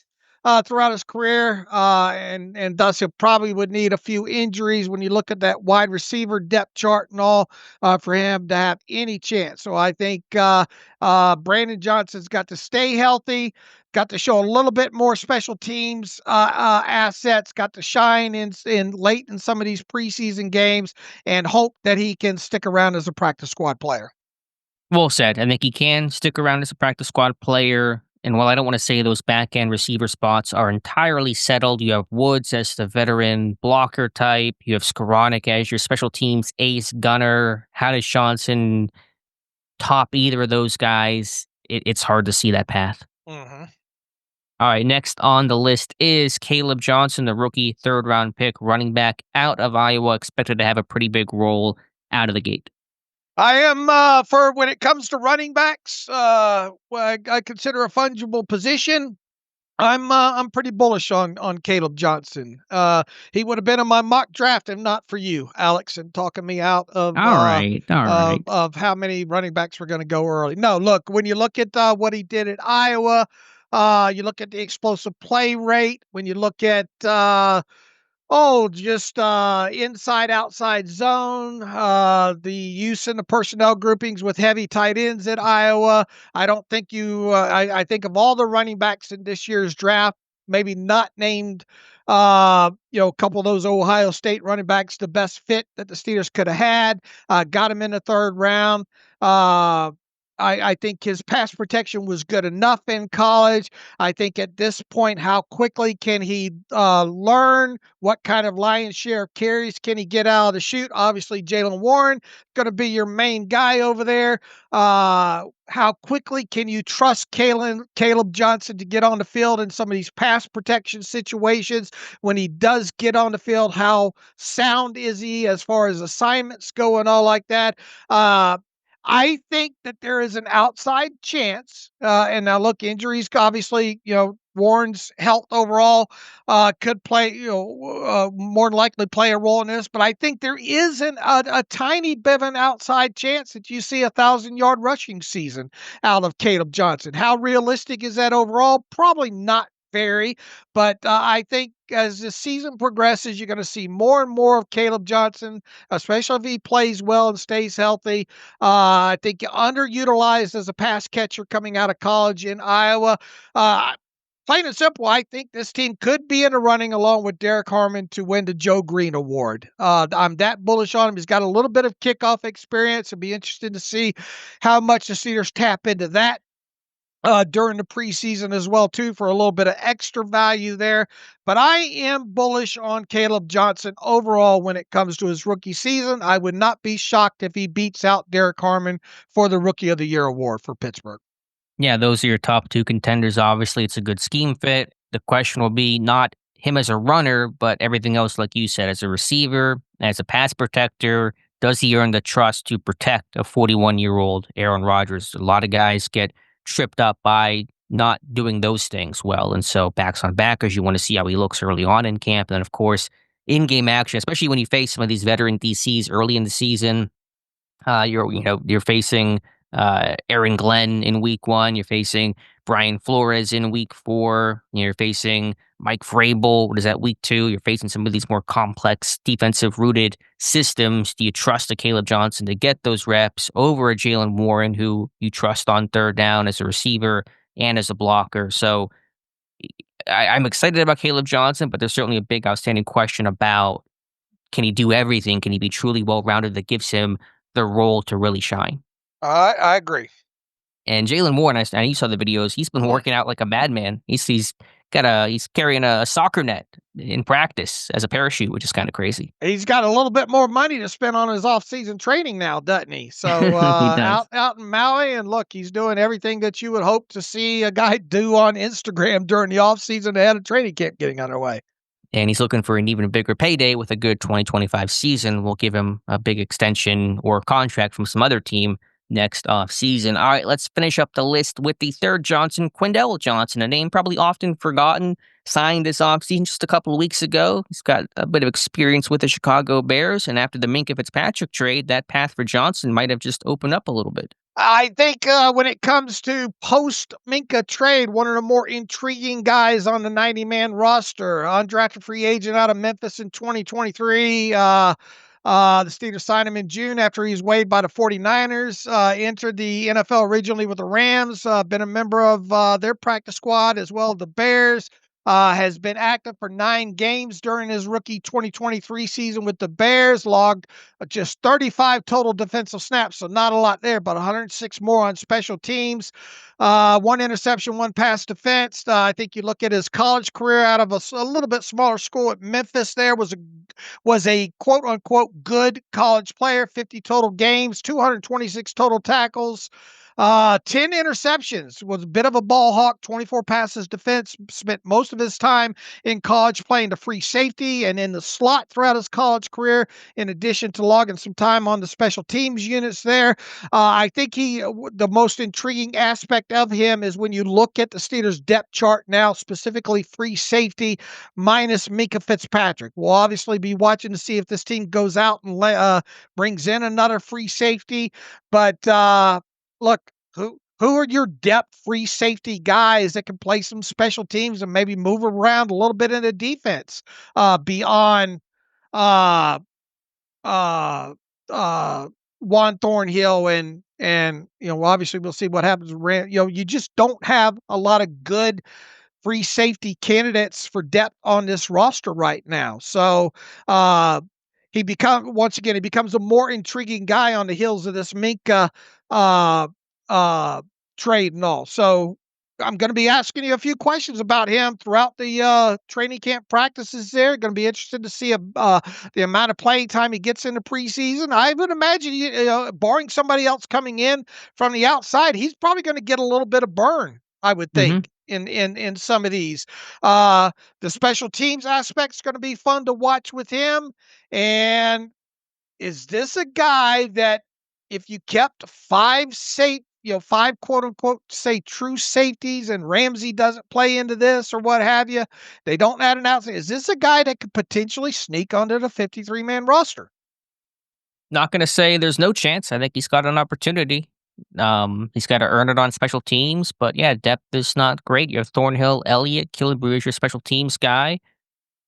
I mean, what else? Am I missing a name? There's Sebastian Castro, the undrafted rookie. We'll see. Sure, he's more of a strong though, right? Yeah, I mean, he is, but in terms of just backup safety depth and special teams, value overall, just guys he'll be competing with. Johnson will, I think Castro will be part of that competition, but absolutely, I think there's a real opportunity for Quindell Johnson. Yeah, and look, a week ago, I would have said, nope, no way. But look, at the very least, I think he's going to be in the running to secure a practice squad spot, and hopefully that plays out well for him. I'm going to ask you quite a few questions, I think, about Quindell Johnson as training camp gets underway. All right. Hopefully I'll have some answers for you. All right, we'll wrap up today's 90 and 30 there. We'll hit it hard again on Wednesday. Any other news, anything else coming across the wire, Dave? Not seeing anything newsy, and that's probably to be expected there. Okay, so let's get to some reader emails. I know it's been a while since we last have. Just a quick note, no live stream tonight. That's part of our normal schedule, but we'll take a bunch of questions right now, Dave. All right, let's try to roll through as many of these as we can. Caleb Zaborski, going off pure gut feeling, depending on how season plays out, do you think this will be Cam Hayward's last year? Do you think Cam is a future Hall of Famer? And who would you rather see win a Super Bowl, Cam or TJ? Boy, that last was tough. Obviously, the last one would be both there. I think Cam really helped his Hall of Fame credentials last season. You would agree with that, right? 100%. I think he entered the year borderline, probably outside looking in ever so slightly. I think last year put him over the top to be inside looking out with more years to add. Right. If he has another season just somewhat similar to the one he had last year, I think it really, really secures that. I think he's more than borderline as we sit here right now. I mean, what he did last year and at the age was just phenomenal there. Do we think this is Cam's last year? I think it depends on the kind of season that Cam has. Obviously, if he's has injuries and he's got to. I'm not expecting him to equal last year, but can he come somewhat relatively close and do so and playing like 750, 800 snaps? I think so.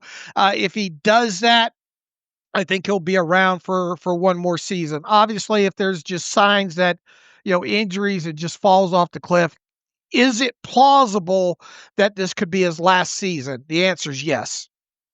It is, but I doubt it. I think he's going to play throughout his contract, which is through 2026. So 2 more years. He stated that publicly before as his goal to play that long, and he's still running strong. So barring just a really, really poor season that, as you said, likely would involve injuries, I think he'll play 2 more seasons. All right. Let's go to Mike Nickel here. I'm going to skip the first part of it. I get the feeling that there was more to trading Minka away than his play, although that didn't really help either. It seemed like he lost interest by the end of the season, was noticeably jogging through the playoff game. I think he probably was understandably frustrated after the Groundhog Day that has been the last few years.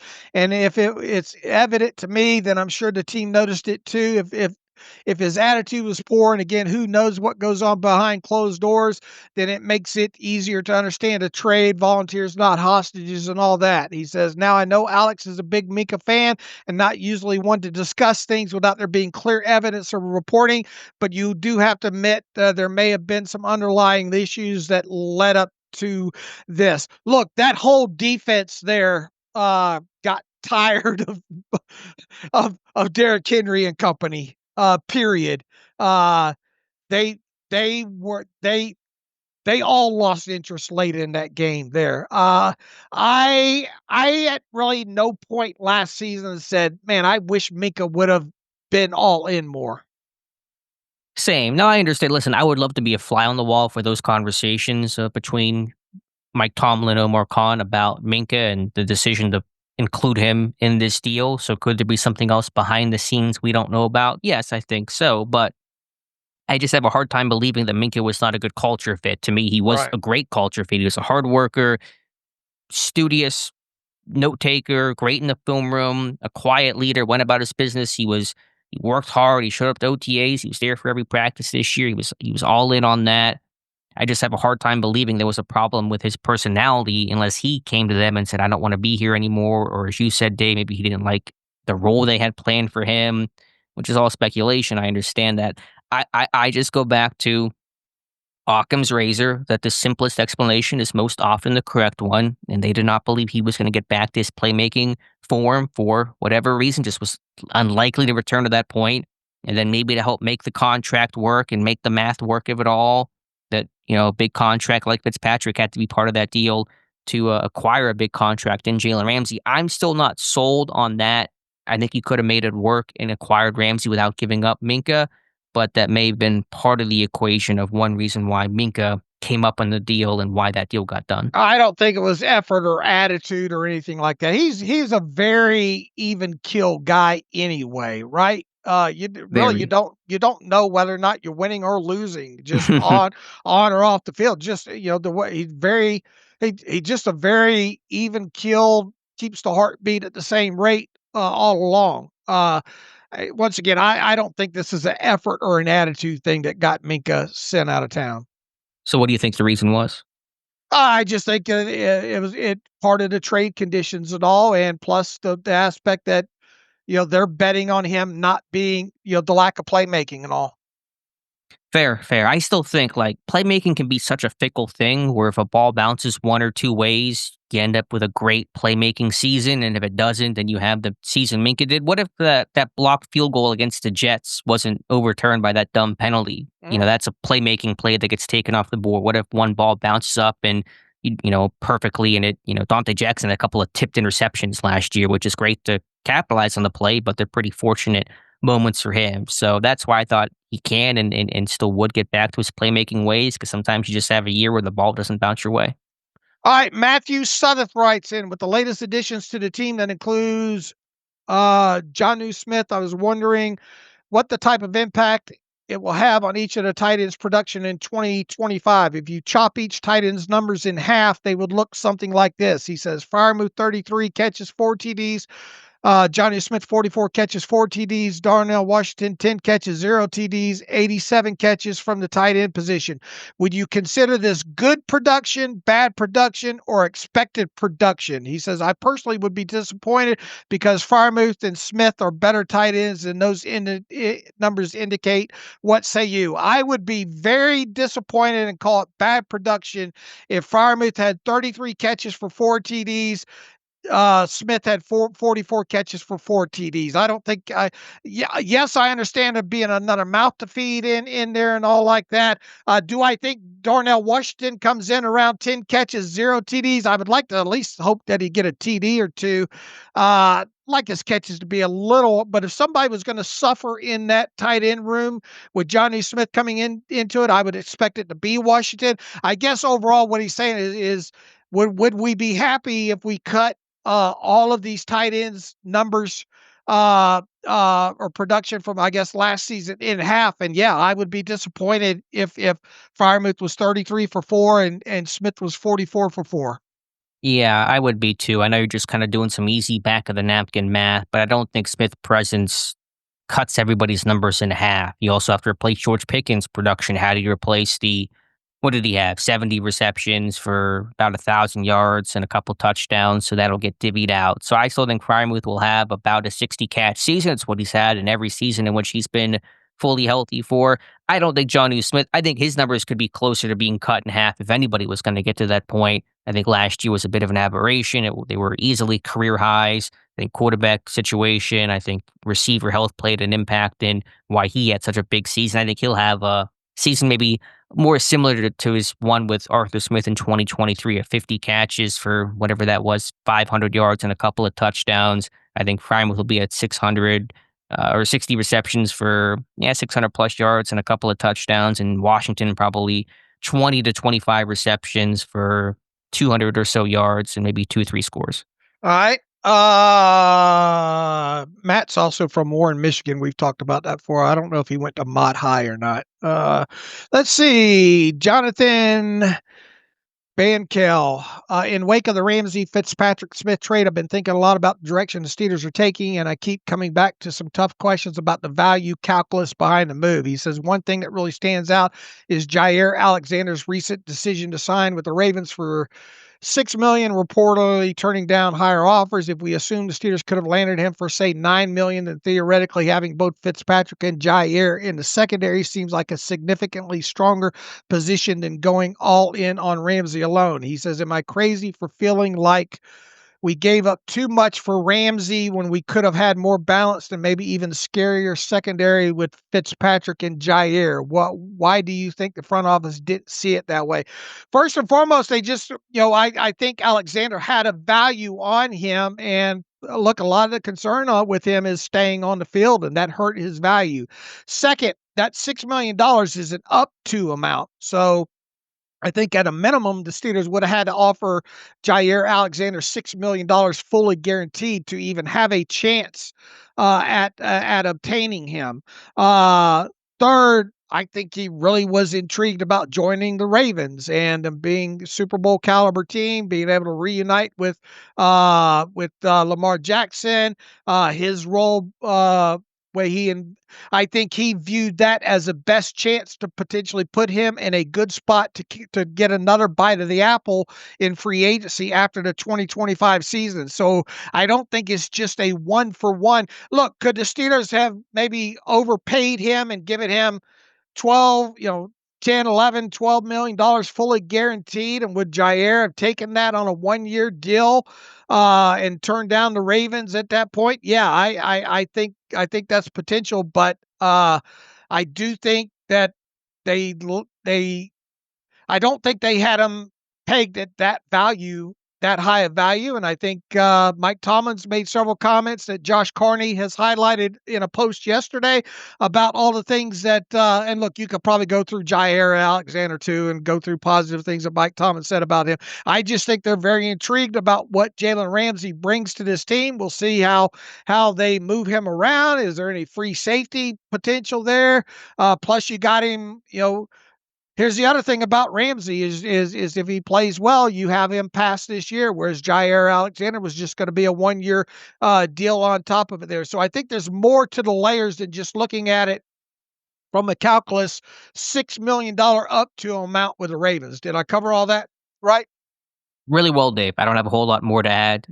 You can't make a guy sign with you, and it seemed like Alexander was intent on going to Baltimore for the reasons you stated. And as the reader acknowledged, other teams apparently offered him more money. So this is not a financial decision. Pittsburgh may have offered him more money for all we know. And he said, I want to go to Baltimore. I want to win there. I want to be teammates with Lamar, and nothing Pittsburgh can do about that. And Alexander did not have the versatility that Ramsey did. You have 3 outside corners if you bring in Alexander, of Slay, Porter, and Alexander himself. And so Ramsey's a guy that I think is an easier fit into your system, is healthier. Now, do I think Pittsburgh still, do they need to give up Minkah Fitzpatrick to acquire Jalen Ramsey and Johnny Smith? I don't believe they needed to. Maybe I'm wrong about that, but I don't think it needed to give away that kind of an asset. So I get the overall point, but when in relation to Alexander, they're two different things.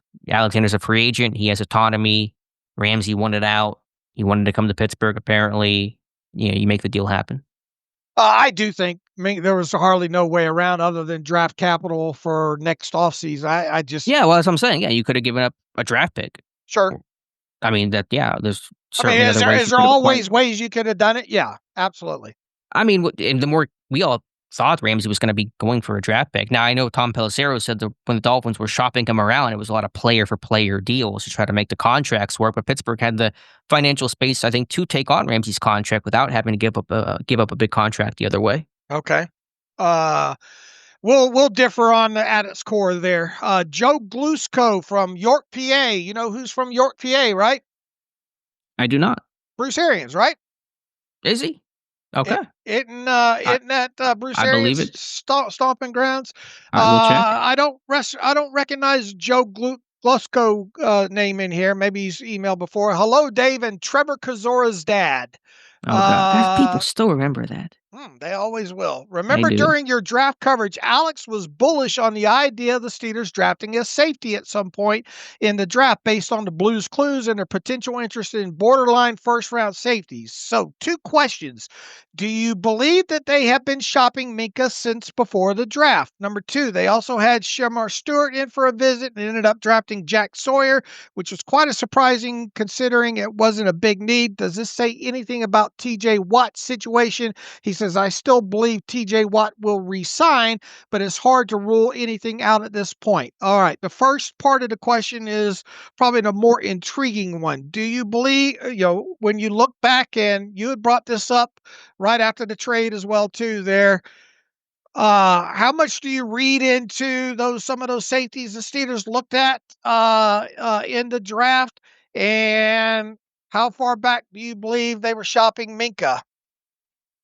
I think it makes sense. I know hindsight is 20/20, but I think that might have been and should have been a signal at the time. Now, I don't think Pittsburgh was actively shopping Minkah. The reporting suggests they weren't, but they were willing to listen on him. And so I think there was some acknowledgement about Minkah's maybe uncertain future, not just in a trade scenario, but also would he be on this roster in, say, 2026? If Pittsburgh thought he might not bounce back, they probably were also thinking, even if he's on the team this year, is he a Steeler next season on a really big contract last year of his deal? And if not, do we have to consider maybe protecting ourselves and finding a replacement for Minkah Fitzpatrick? So I think that was less about him being shocked, but just a realization that he's not going to be here for the long haul.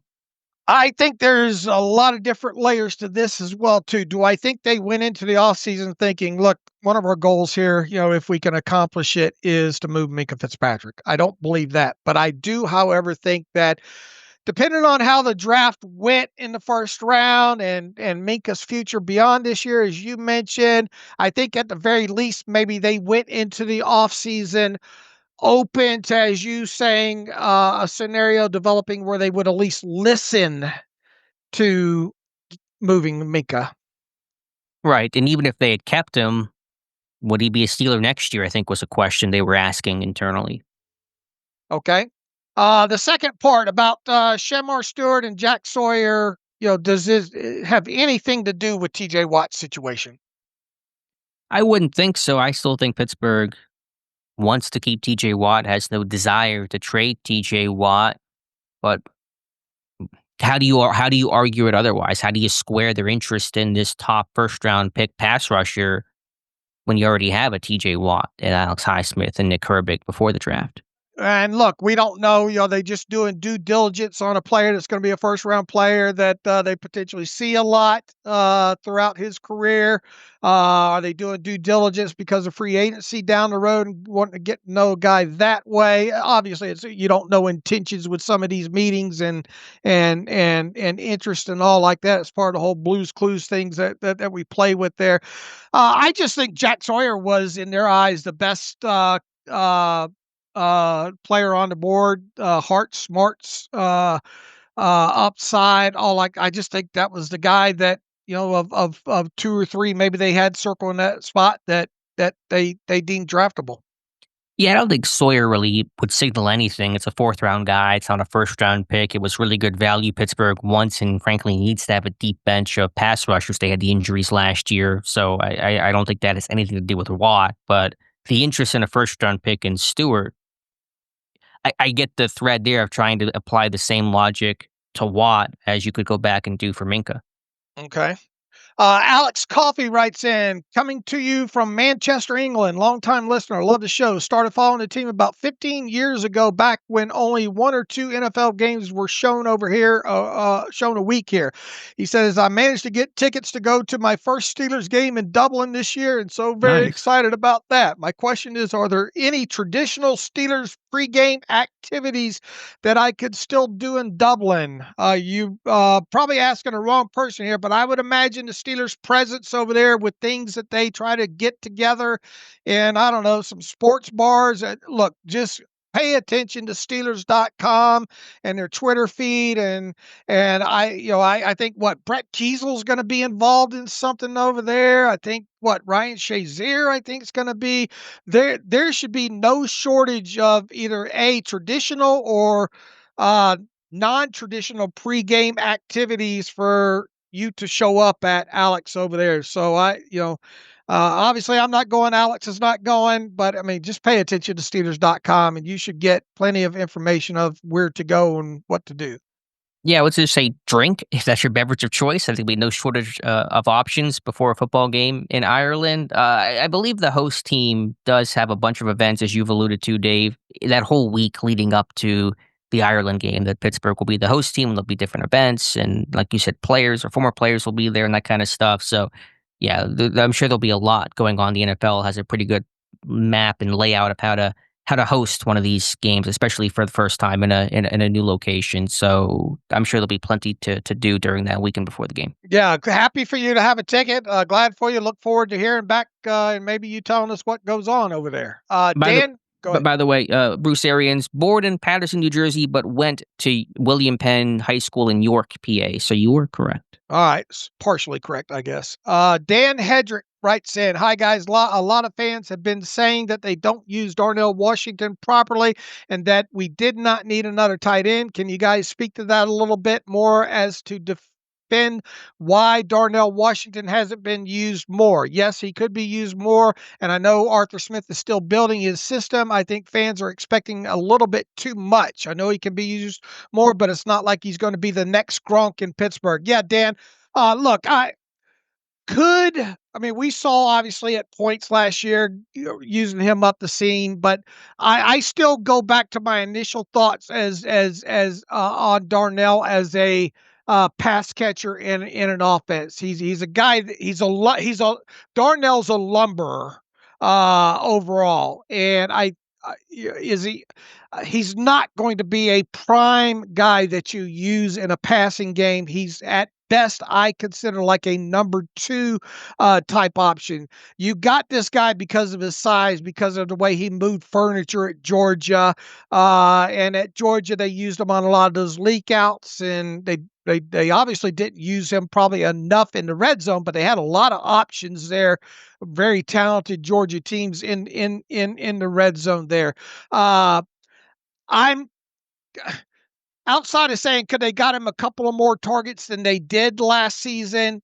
Yes, I agree with that, but I'm more concerned about Darnell in 2025 as a run blocking option than I am anything else. Yeah, I'm not going to defend it blanketly and say that their usage of Darnell Washington was perfect last year or even good. I mean, I think he had 2 catches over the last, what was it? I don't know, 6 or 7 games, and that's unacceptable. I think Dave, you made a good point that he wasn't playing as much because Pittsburgh got behind. They were in 11 personnel more often. The snap counts were down, but there's certainly something to be said about utilizing him more. Doesn't mean he has to catch 40 balls, but 25 would be a nice number for him, I think. Okay, I agree there. Jonathan Ammerman writes in, the insanity of this offseason has me concerned about TJ Watt. I know we all assume he remains a Steeler, and the team has indicated they want him to be a one-helmet guy, but we also heard them make claims and go back on that before. All that being said, what's the holdup? The Steelers can certainly make the salary cap aspect work. The cash conversion is one that Dave has talked about a ton. We know the Steelers basically have to spend the cash. TJ is an all-time great. They want to remain a Steeler for life. So what's the deal? What's the difference between paying him $29 and $35 million? Why can't they not guarantee multiple years? I guess what he's all getting into here is, why is this taking so long? These contracts often take a long time. I understand the frustration and angst of that. I think it should have been done early in the offseason to get ahead of a hot pass rusher market, but they are big contracts. There is a dance, deadlines per action, all that kind of stuff. What is the sticking point right now? We can't say for sure. I imagine Pittsburgh is going to guarantee at least the second year of that contract and probably ultimately the third year, like that 2021 deal. I don't think Pittsburgh can reasonably think they're going to get just 1 year guaranteed like they usually do with contracts. So it just takes time. It's a dance, and Pittsburgh typically does not get deals done until right before the season begins. Yeah, look, I understand, but look how long it took last time. There's a lot of things that go into this overall with the guaranteed money. I would imagine a lot of the talks around how much of it's fully guaranteed beyond the first year, and cash flow, just the same old regular things that go. Look, I mean, you see this around the league. What's going on with Hendrickson? What's going on with Parsons? In a perfect world, would I like and think that this should have been done earlier in the offseason? Alex and I have been real vocal about that, considering the cash and the cap outlook early on in the offseason. But it for whatever reason it hasn't got done. We're not behind on the other side, knowing the negotiations that go on that. I would imagine TJ Watt's side is pretty dug in on the fact that he wants to be the highest paid non-quarterback in the league, and he probably once again thinks that he would like to get the fully guaranteed money in the beyond this year, the 2 additional years like he did last year. And he's got a great argument for both those things as well, even though most of the fan base seem to say that that's an overpay of 41 million. I still think when the dust settles, they'll get this done, that he'll be the highest paid or very close to it, high non quarterback in the NFL. I think the guaranteed money at a minimum will run at least 1 year beyond 2025, and he's probably going to stay dug in the fact that he wants 2026 and 2027 fully guaranteed. And I think he'll get it. And I think he'll get more than Myles Garrett. That is the prevailing wisdom. I know media insiders earlier this offseason seemed more skeptical if Watt would surpass Garrett. There's been a lot of reports, including recently from Jeremy Fowler, that says the belief is Watt will top Garrett's number. Now, Parsons gets paid first. Will he top Parsons' number? Maybe different conversation there. But yeah, I think Watt will become the highest paid, I should say, become a higher paid pass rusher than Myles Garrett. He'll get 3 years guaranteed, and this will get done probably in late August, early September. All right, this will run us up to the 2-hour mark here. Adam Gesk from on the 2023 draft. This offseason seems like the death knell for the 2023 draft. The Steelers went into that draft with the most draft capital I can remember them ever having, and they're going into year 3, the year you typically expect a guy to start making maximum contribution. Yet it's looking like the only guys who won't see a reduction in snaps is Broderick Jones, who happens to be the most disappointing of the draft picks by a country mile, assuming Cam is good this year, which would be a big step back from his typical great, and decides to come back in a 2023 class, plays basically as expected. Would you see them offering a starter caliber extension to any of them next offseason? There's obviously a lot of things that can change, but brass tacks going into the offseason, I thought JPJ, Benton, Darnell, Nick, and Corey were all looking at real opportunities to get starting or close to starting playing time, and had the talent to become plus players. Now I wonder if any of them wouldn't be itching to sign elsewhere. Adam, I think when you look at this 2023 draft class, I think you look at anything you get. Look, Nick Herbig's been great, and we'll see what happens there. Nice find with them. This all boils down to me what happens with Broderick Jones, Joey Porter Jr., and Keanu Benton. At a minimum, you've got to have 2 guys come out of that group. And we talked earlier about what happens if the tackle misses in Broderick Jones. Ideally, you want all 3 of these to hit, but at a minimum, you can't judge this 2023 draft, in my opinion, until after this season. And it will be very disappointing if Joey Porter Jr., Keanu Benton, and Broderick Jones all don't take steps forward. I mean, you've got some money to spend next year, and who are you going to spend that money on extensions, especially if you get TJ locked up this year. We have to have a very clear and concise thought that after this season, oh yeah, they absolutely need to give Broderick Jones the 5th-year option. That should be cut and dry. And we also ought to be looking at Joey Porter Jr. and Keanu Benton and saying, these are guys that unequivocally deserve top 10 money positionally. Yeah, I think the only thing I can sit here and say, and you said it, Dave, is see how the season goes. This season means so much to Broderick Jones, to Joey Porter Jr., to Keanu Benton, even to Darnell Washington, although I think Washington's role and arc is a little more established and stable than maybe some of the others. But this year will be very telling. Will some of these guys play a bit less? Yeah, maybe so. I mean, I think Benton's still going to play a ton, and Washington's going to play a heavy amount of snaps, and Porter's going to be a starter, and see no reduction, maybe a slight one at that. But it's really just about the quality of their play, and that's how they'll be judged by, and it'll be very telling to see how things look on the other side of the season. All right, but I mean, very telling season for those 3. And look, anything you get beyond that is a plus, right? I mean, obviously you'd like to see Trice, turn into something. But I mean, what are the odds that you're extending guys like Herbig and Trice and Darnell for considerable amounts of money?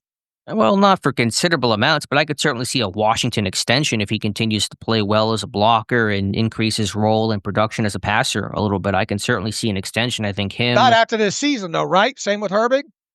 I think Washington after the season, potentially. Not top of your list moves to make, and not huge money, obviously, but I could see that overall. Yeah, Herbig, I think, will not take an extension because he will want to go start somewhere eventually at some point. I think in the offseason, you're looking at, I mean, if Broderick Jones has a great year, you're doing the 5th-year option on him, you probably wouldn't extend him because of the 5th-year option, then you probably want to see him do it again, too. So I don't think you'll see an extension for Broderick. I think you're talking about extension possibilities for Porter, Benton, and Washington, depending on how their seasons go. I'll be surprised if they extend Washington next offseason from where we sit right now. Why is that? I would be surprised. I think, there's nothing that leads me to believe from what I've seen so far that you need to do that. I mean, they're paying tight ends. They paid Frymouth. They paid Jonnu Smith. Last year of his contract, that's when they extend guys out. If they are going to extend them, it wouldn't be a ton of money. I would be shocked if they did it. I Okay. just don't think we'll be having that conversation next offseason. I might be wrong. I've been wrong in the past, but I don't see that. I don't see that coming to fruition. But then Benton and Porter are the two guys to really watch. And obviously the 5th-year option with Jones. Right. Yeah, I'm saying extension Benton and Yeah. Porter. Then the 5th-year option on Broderick Jones. Yep, I'm with you. Right.